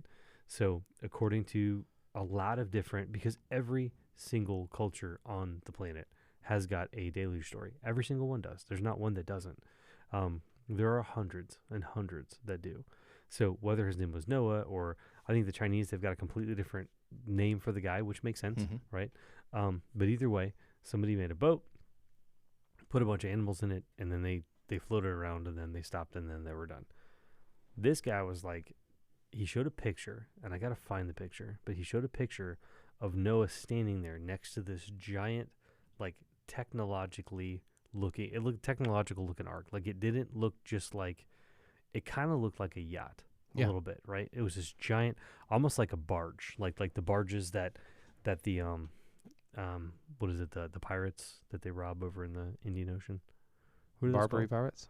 Yeah, sure, those guys. Okay. No, the ones that come out in the little whalers and they got a gun. Remember, that was a big thing about 8 years ago. What were those guys called? Oh, gotcha. The Somalian pirates. There you go, the Somalian pirates. Yeah. So those big giant barges that they were taking over, like that, like with all the cargo and stuff on. Anyway, it kind of looked like that. And then in the background, because Noah was kind of from that region, right? In the background, you see these giant pyramids, and they've got the caps on them, the golden caps on them, and the pyramids are all completely lit up.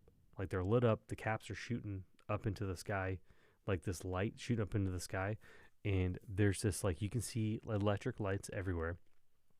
You can see some, like, spaceships taking off, stuff like this, like, and it was an interesting concept. It was an interesting thought to think that, what if folks learned about the flood? And I'm going to agitate the Baptist Union, I'm sorry. What if the folks learned about It's okay. You're just theory crafting here. I'm theory crafting. Yeah. What if, actually I might be writing a story, who knows? I always have to, like, preface and say, listen, I'm not saying this is what I believe. I'm just teasing you. But this is, I'm saying, like, when I posit, because you know me, I come up with stuff like this too. But, like, whenever I do, I have to, like, preface and say, okay, this is not what I believe. But this is pretty interesting to think about it this way. Oh, no, I take this as absolute fact. Oh, okay. Never mind. This is totally, yeah. All right, I'm done. See you later. It's like I literally looked into I can't a scrying hear this, crystal. or I'll get unsaved if I listen to your cockamamie notion. So I love it.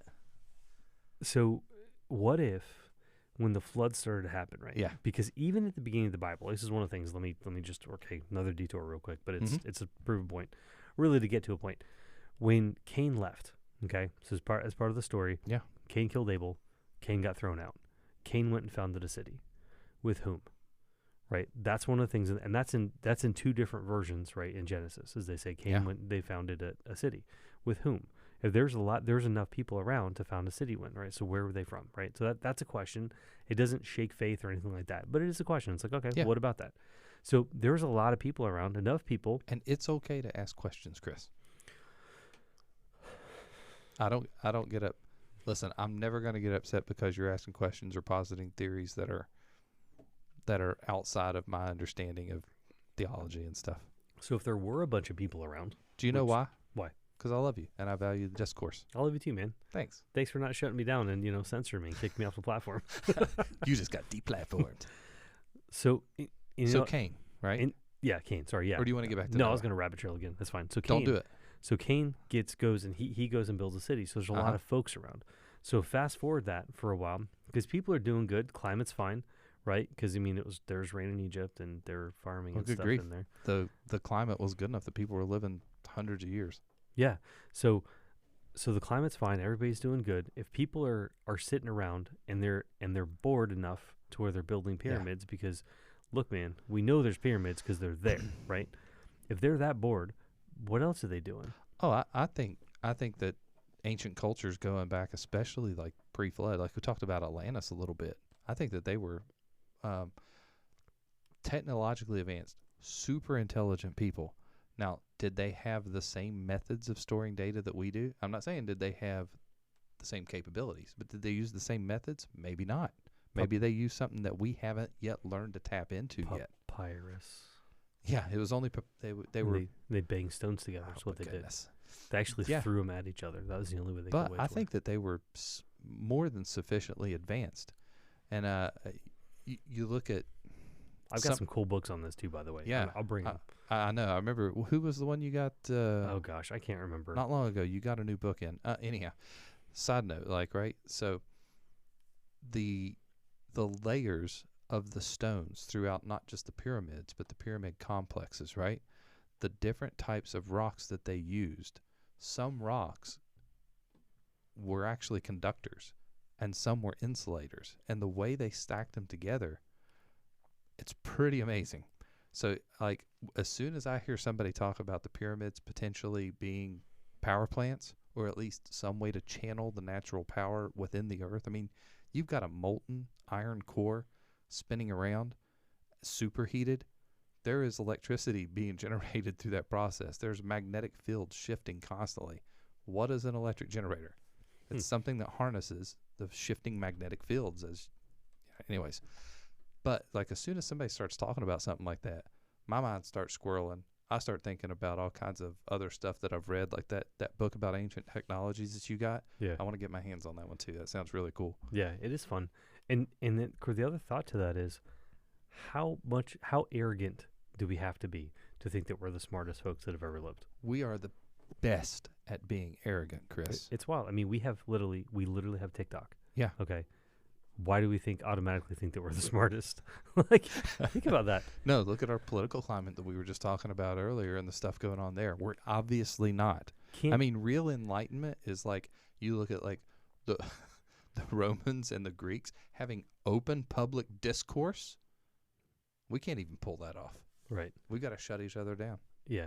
Not even being able to have a conversation without people threatening to, again, going back threatening to violence. Yeah. And again, going back to my buddy saying to me, don't even tell me your friend. Yeah. Don't even tell me you voted for Trump because I can't be your friend. Yeah. And I was like, really, man? Like that's, I mean, he corrected himself pretty fast. He understood what it was, but the emotional response to that was just, so yeah, why are we the most advanced? I mean, I get it. Of course, we've done some pretty cool stuff. I think my favorite thing, the computers, right? Tricking a rock to think using lightning. That's pretty interesting. Yeah. Like if you think about it. But you're still using the same stuff the Egyptians had. Guess what? That's a funny way to think about it. Tricking a rock, because it is silicon and minerals, copper and whatnot. Tricking it to think with lightning. With lightning. Yeah.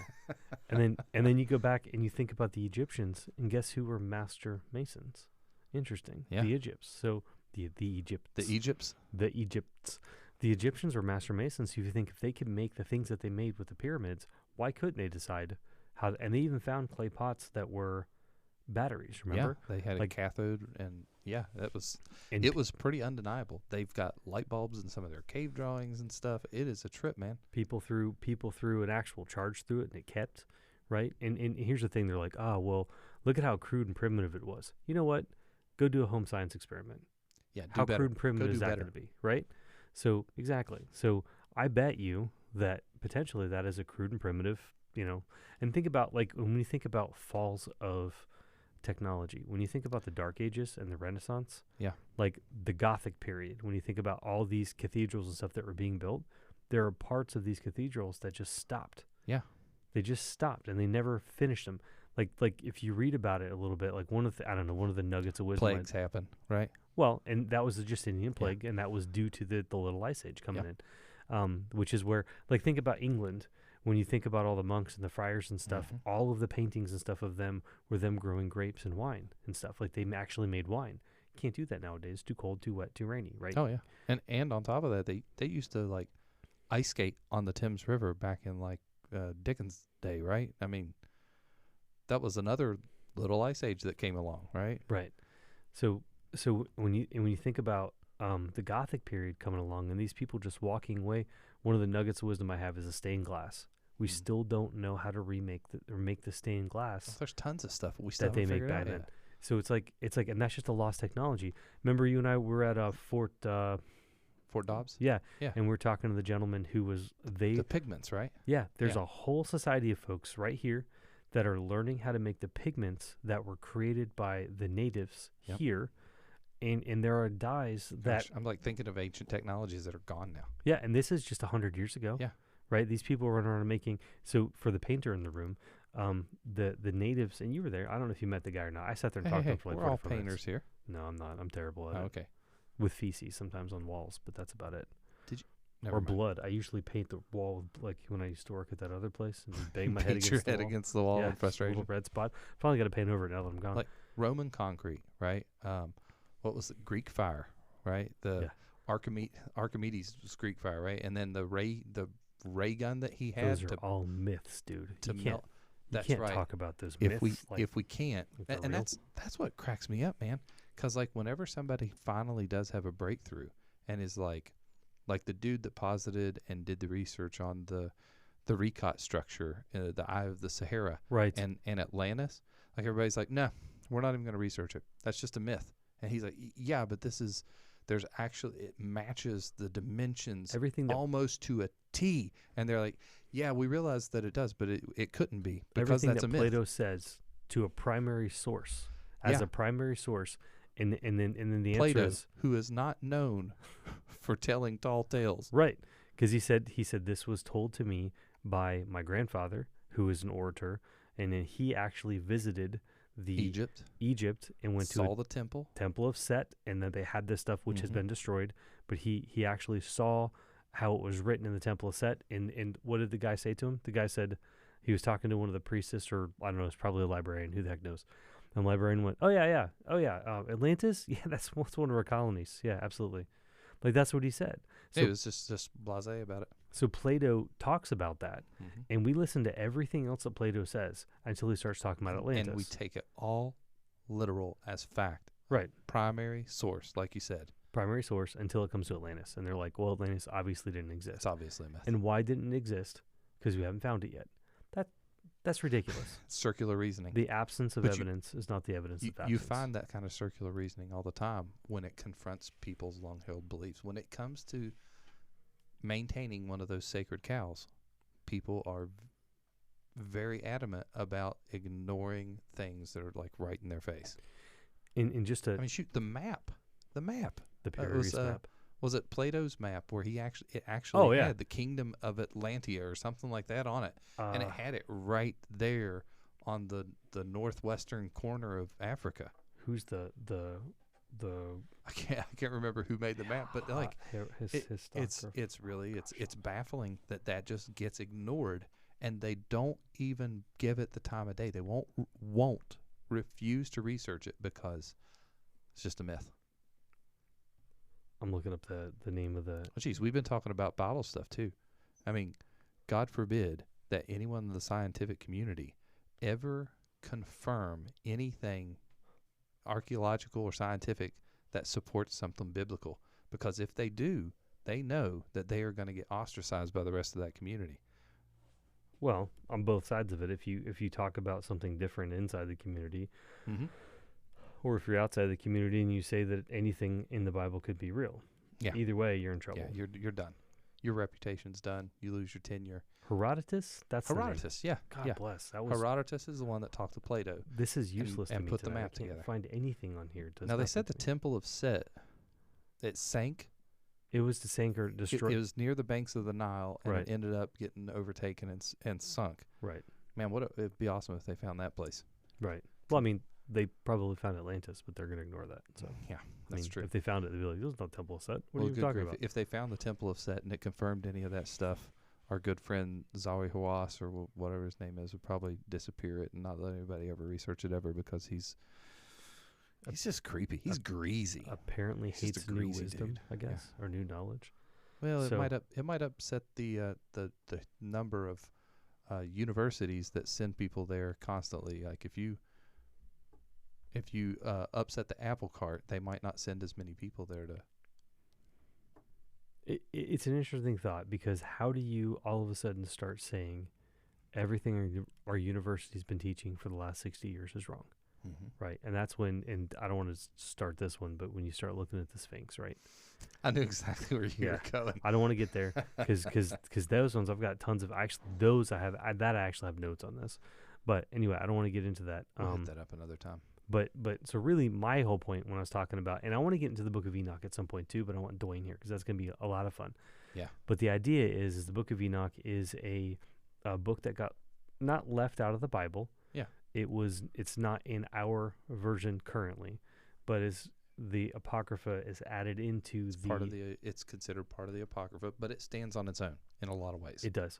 And the neat thing about it is it tells a lot of stories that are told in different ways, which is one of the reasons why they left it out. Now, that happens somewhere else in the Bible, Matthew, Mark, Luke, and John, right? Which is arguably, actually, it's not even arguably, literally the most important part of the Bible for Gentiles.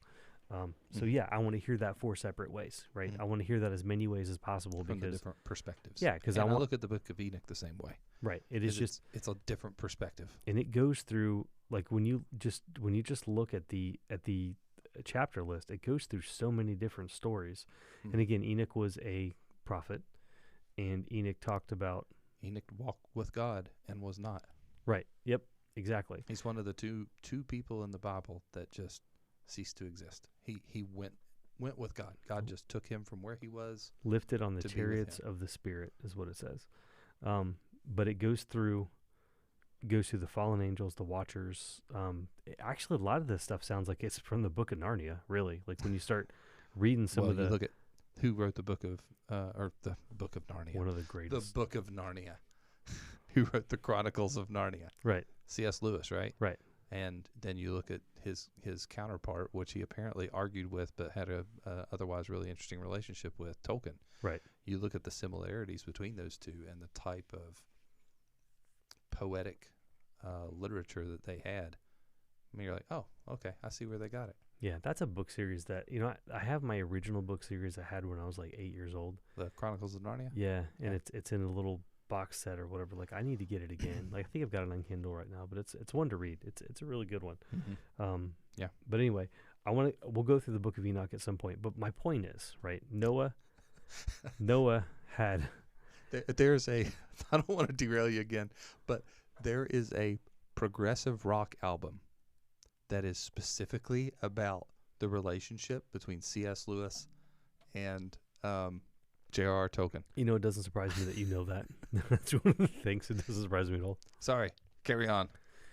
We got to put on I know we've got some pads on there that plays music. We need to get some, Mongolian throat singing? Is that what it is? Yeah, we need to get some Mongolian folk metal? Yeah. Yeah. Yeah, we do. Some Tinjur Cavalry. There you go. Hangai. Yeah. Some good bands. That's what we got to do. Maybe we can use that for our intros and outros or something like that. That'd be super cool. I'm sold. Wow. That was a didgeridoo. That was Me different. and David, I'm not going to even try to attempt it, and I don't want you to either. Yeah. But we've actually worked on trying to do polyphonic singing, like the throat singing, like the Mongolians. I don't doubt it one bit. We can actually hit it a little bit. It's pretty cool. That's like cool. Like when you hear it yourself, you're like, okay, I'm trying to do this, and then it finally starts resonating, because that's essentially what it is. It's like it's harmonics. Yeah. And when you start hitting it, you're like, oh, and you lose track of it and you lose it. Huh. But it's cool. So Noah. Sorry, Noah. Noah's boat And was Enoch. a technological marvel in the technologically cyberpunk Alternate history. city of Egypt, which was powered by these gigantic pyramids, which were power plants that would transfer electricity all over the world to all these like other different Tesla type, way stations. Right? 'Cause Yeah, that's what Tesla was doing. He was using ground effect and through the air and through the earth to transmit power wirelessly, essentially across everywhere. And I'm probably That's totally such a wrong. I think they were doing the same thing. I'm probably totally off here, but if you look at the Tesla coil, okay, the whole point about that Tesla coil was that you could have the coil in the middle, you could have the receiver on one end, and it was safe to walk in between. Wasn't that what he would always show? Yeah. Is that you could walk through it and stuff. There's lightning crackling Dude, around, it's such a trip. but it wasn't going to hit you. And he kept talking about using subsonic frequencies to where he started talking about bandwidth, like these gigantic sympathetic resonance frequencies and bandwidth, not only in the ground but in the air as well. Yeah. That you could load energy into, and then you could use those as conduits to push it wherever you want to. So when you think about the obelisks, where the obelisks are, those might be way stations or power stations. I don't know. Yeah. Like, so the pyramids are power stations. You got the obelisks that are, repeaters almost. repeaters. Yeah. And then you've got these gigantic. When you hear about the Great Tower of Babel, right? May have had something like that going on. It may have been. Those are rocket it may have ships. been not just repeating. Let me stick to the repeater thing for a minute and the energy transfer, because those things may have been not just for transmitting power. Those things may have been for transmitting knowledge. Oh, they could have been big communicators, like So gigantic. I think satellite I like dishes. I like your guys' concept about Noah and the technologically advanced civilization. Right. But when you start thinking about their technology might not resemble anything like ours. Right. And it may be more based in things that we would consider esoteric nowadays, things that are of the mind, things that involve stuff like your pineal gland. I think that they were onto some stuff that we have still yet to crack. Well, there's that whole story about the guy that was he was a preacher. What do they call him? Missionary to the Amazon tribe, like back in the 60s. And the whole story goes, and I can look up the source eventually. I'm not going to link it though. But it was back in the 60s, and he was tooling around with this tribe forever. And this is documented in Nature, like back in the 60s. Tooling around with this tribe, whatever, talking. One of the things he noticed was they didn't talk a whole lot. And he was working on this theory about community property, because people would just wander over to something, grab it, and then walk off with it, right? So he had this theory going that these people were just, nobody really owned anything. Communal. Everybody owned everything different, stuff like that. Until, and this is the guy's story, it's not mine. I'm not going to even try to remember his name, because I'll butcher it. The day he was ready to leave, it was like a couple of days before he was going to leave. Yeah. He went up and he like started to ask one of the elders something. And the guy turned around and answered him in perfect English. And he just blinked. He's like, because he was like basically saying his goodbyes and saying like, can I take some stuff with me or whatever? And the guy was basically like, yeah, you take whatever you want. It's fine. These things have been set aside for you. And the guy was like, why haven't you been talking? If you know perfect English, why haven't you been talking to me this entire time? Yeah. The dude looked back at him and answered him. And as they were having a conversation, and this is the guy's report, as they're having a conversation for 5 or 6 minutes, he finally noticed that the dude's mouth wasn't moving. And that's when he started to look around and realize that these people have been communicating with each other the entire time. People are walking over and saying, yo, can I get your coconut? Yeah. Yeah, not a problem. Hey, man, can I have your rock over here? Yeah, man, you can borrow it. Just bring it back. But they weren't talking to each other because they were... And there's a whole paper written about this back in the 60s. Now, of course, they're like, oh, it's witchcraft. He's on acid, he's on mushrooms. Yeah. He's clearly was high the entire taking a time and spirit licking journey. poisonous dart frogs or whatever. But you don't know, man. You don't know what it's like. You don't know what we're missing. There's this whole thing. I just did this. I listened to this whole, I'm not done with the whole thing about shamanism. Talking about how once we learn how to read and write, we lock off parts of our brain because forever. Try to think about toad right now. Just toad. Okay. One of the first things that's going to come into your brain is TOAD. The spelling. Yeah. That's the first thing that comes in your mind. Try to write anything down or try to paint anything without the words coming into your mind. Right.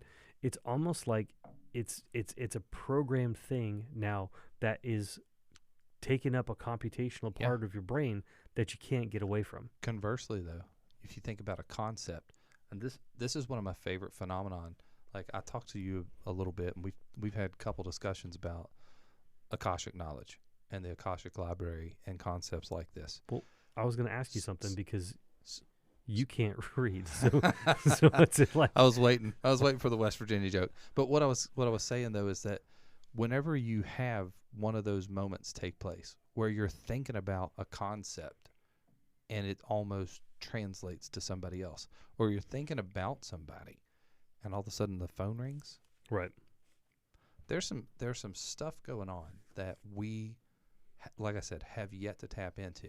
And I don't even necessarily think it's some kind of supernatural, spiritual anything. I think that there are just types of technology that were created with us and for us that we have yet to really learn how to tap into. And I think some of these ancient people put less stock on some of the things that we think are technological advancements now because they had a way to unlock this potential that exists already. I think the pyramids were part of that. I think the Tower of Babel may have been part of that. I think there's a lot more to it than our arrogance will let us even process for reasons like arrogance, but sometimes fear or dogma. Well, think of the whole.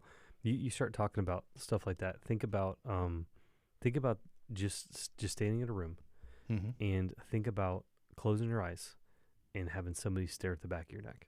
Oh yeah, like you can feel it, man. You can feel it. The natives. One of the things the Native Americans used to. I guess it's not just staring at you and you feel it on the back of your neck. Whatever. You know what I meant. When people were trying to, gosh, I hate to say the word naturalize because essentially we were it's only naturalizing if they're anyhow.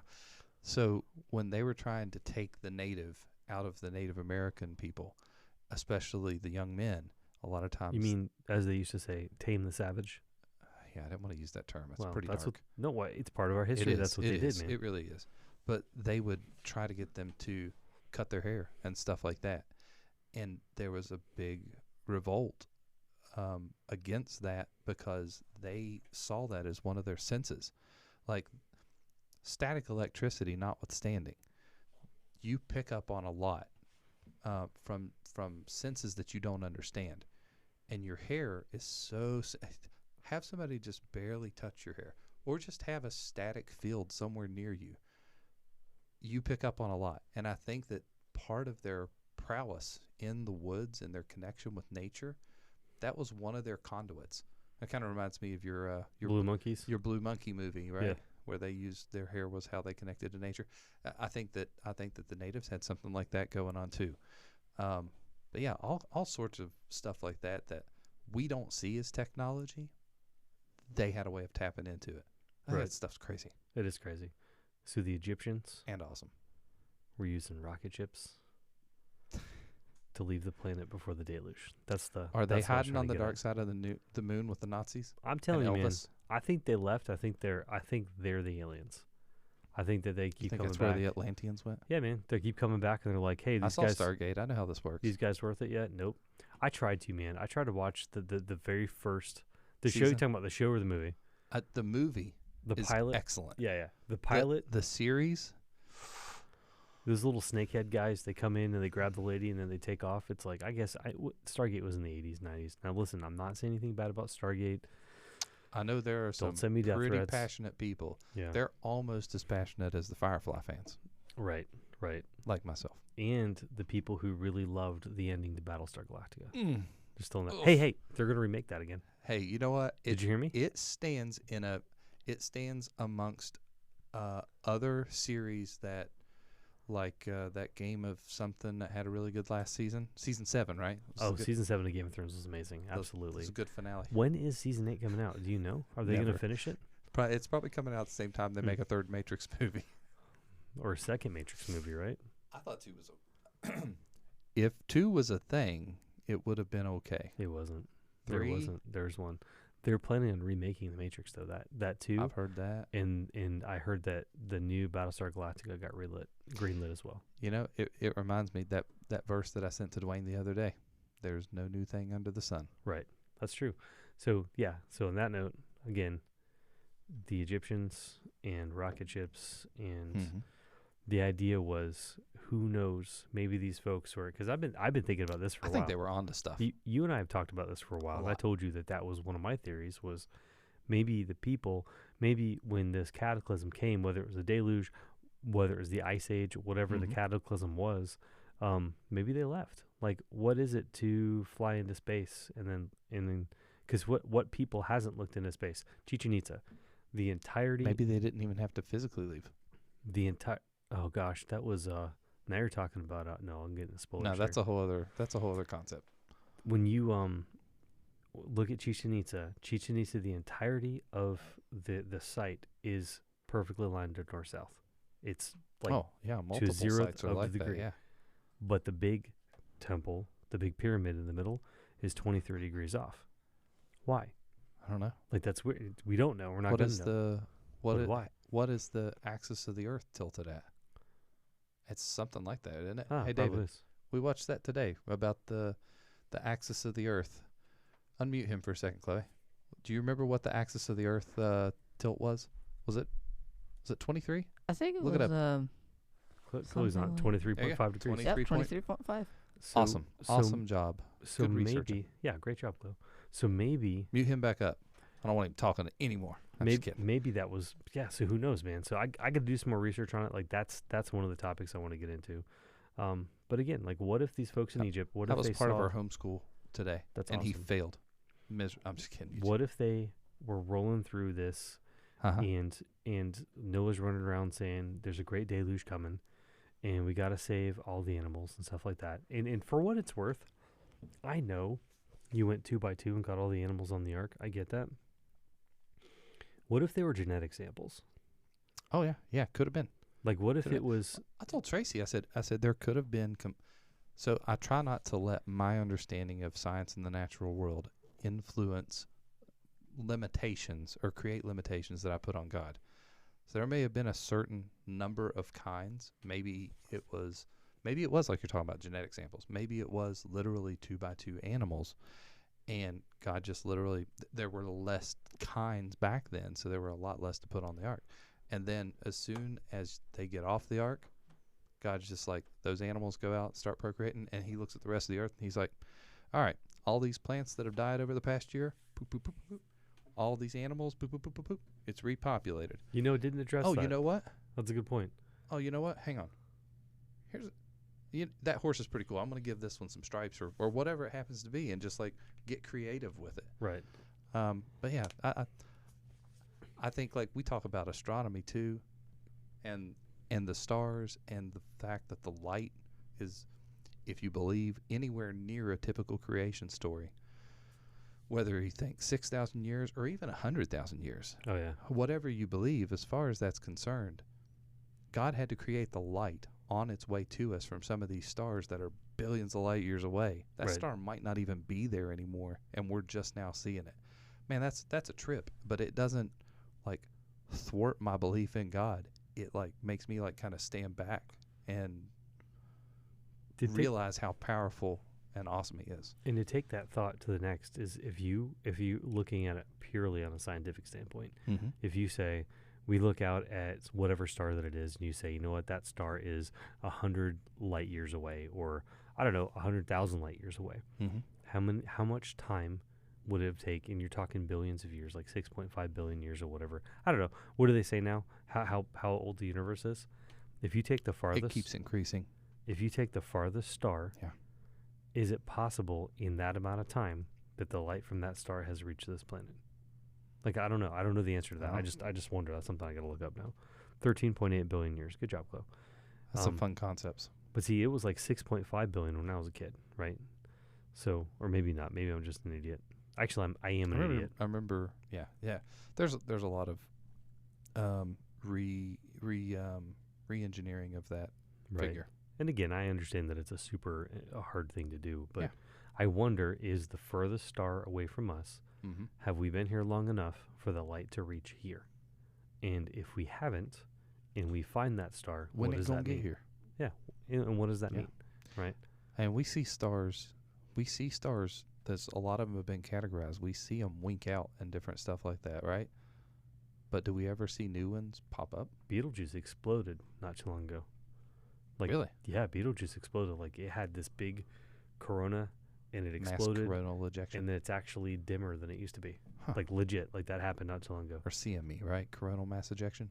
Or, yeah, something like that. Yeah, that's... Like, they were talking about, I think there's a potential that Beetlejuice was going to change into a different type of star. Because that star is one of those stars that changes around. But I think the initial thoughts of when that was going to happen was nowhere near now. Like, so maybe things happen a lot quicker than we think when you start talking about the accuracy of our dating methods and stuff, both cosmic and when terrestrial. And we should wrap this up, so I'm not going to get deep into it. It's going on. We've been going for a little while. But what's our time check? You got a time check? We're creeping up on 2. Oh, yeah, it's about that time. But when you start thinking of, and I'll just throw this in there, when you start thinking of Randall Carlson and his concepts of maybe the Grand Canyon, for example, not the Grand Canyon, the Snake River. We'll talk about the Snake River. Yeah. Maybe the Snake River didn't happen over millions of years. Maybe it happened over dramatically very quick amount of time because of a giant flood or a giant deluge or lots of water. We were talking today about how that Mount St. Helens, the eruption of Mount St. Helens, threw a lot of that kind of thinking that these canyons and rivers and everything formed over eons. And it's like in a day, in a moment, that landscape completely changed. And it, for like weeks later, that entire area reformed. Just morphed. And it was completely, certain areas were completely unrecognizable from what they were just a few weeks before, or even the day of the eruption. All right. So like things rapidly changed. And it goes to support a lot of both Randall, his research in that field, but also some of Graham Hancock's research in the other fields. We'll have to cross that one another day. We can't get into Graham and Randall today. No, I got books, man. I got books. We'll go over books. So, all right. Well, thanks for joining us. Appreciate y'all hanging out. Hope everyone has a wonderful evening. Make sure you spay and neuter your pets, and make sure you put in a copyright act against us to make sure that we're big strikes. AI algorithm, do your thing. Yeah. Kick us off YouTube again. That's awesome. Bye, everybody. Have fun. Thanks.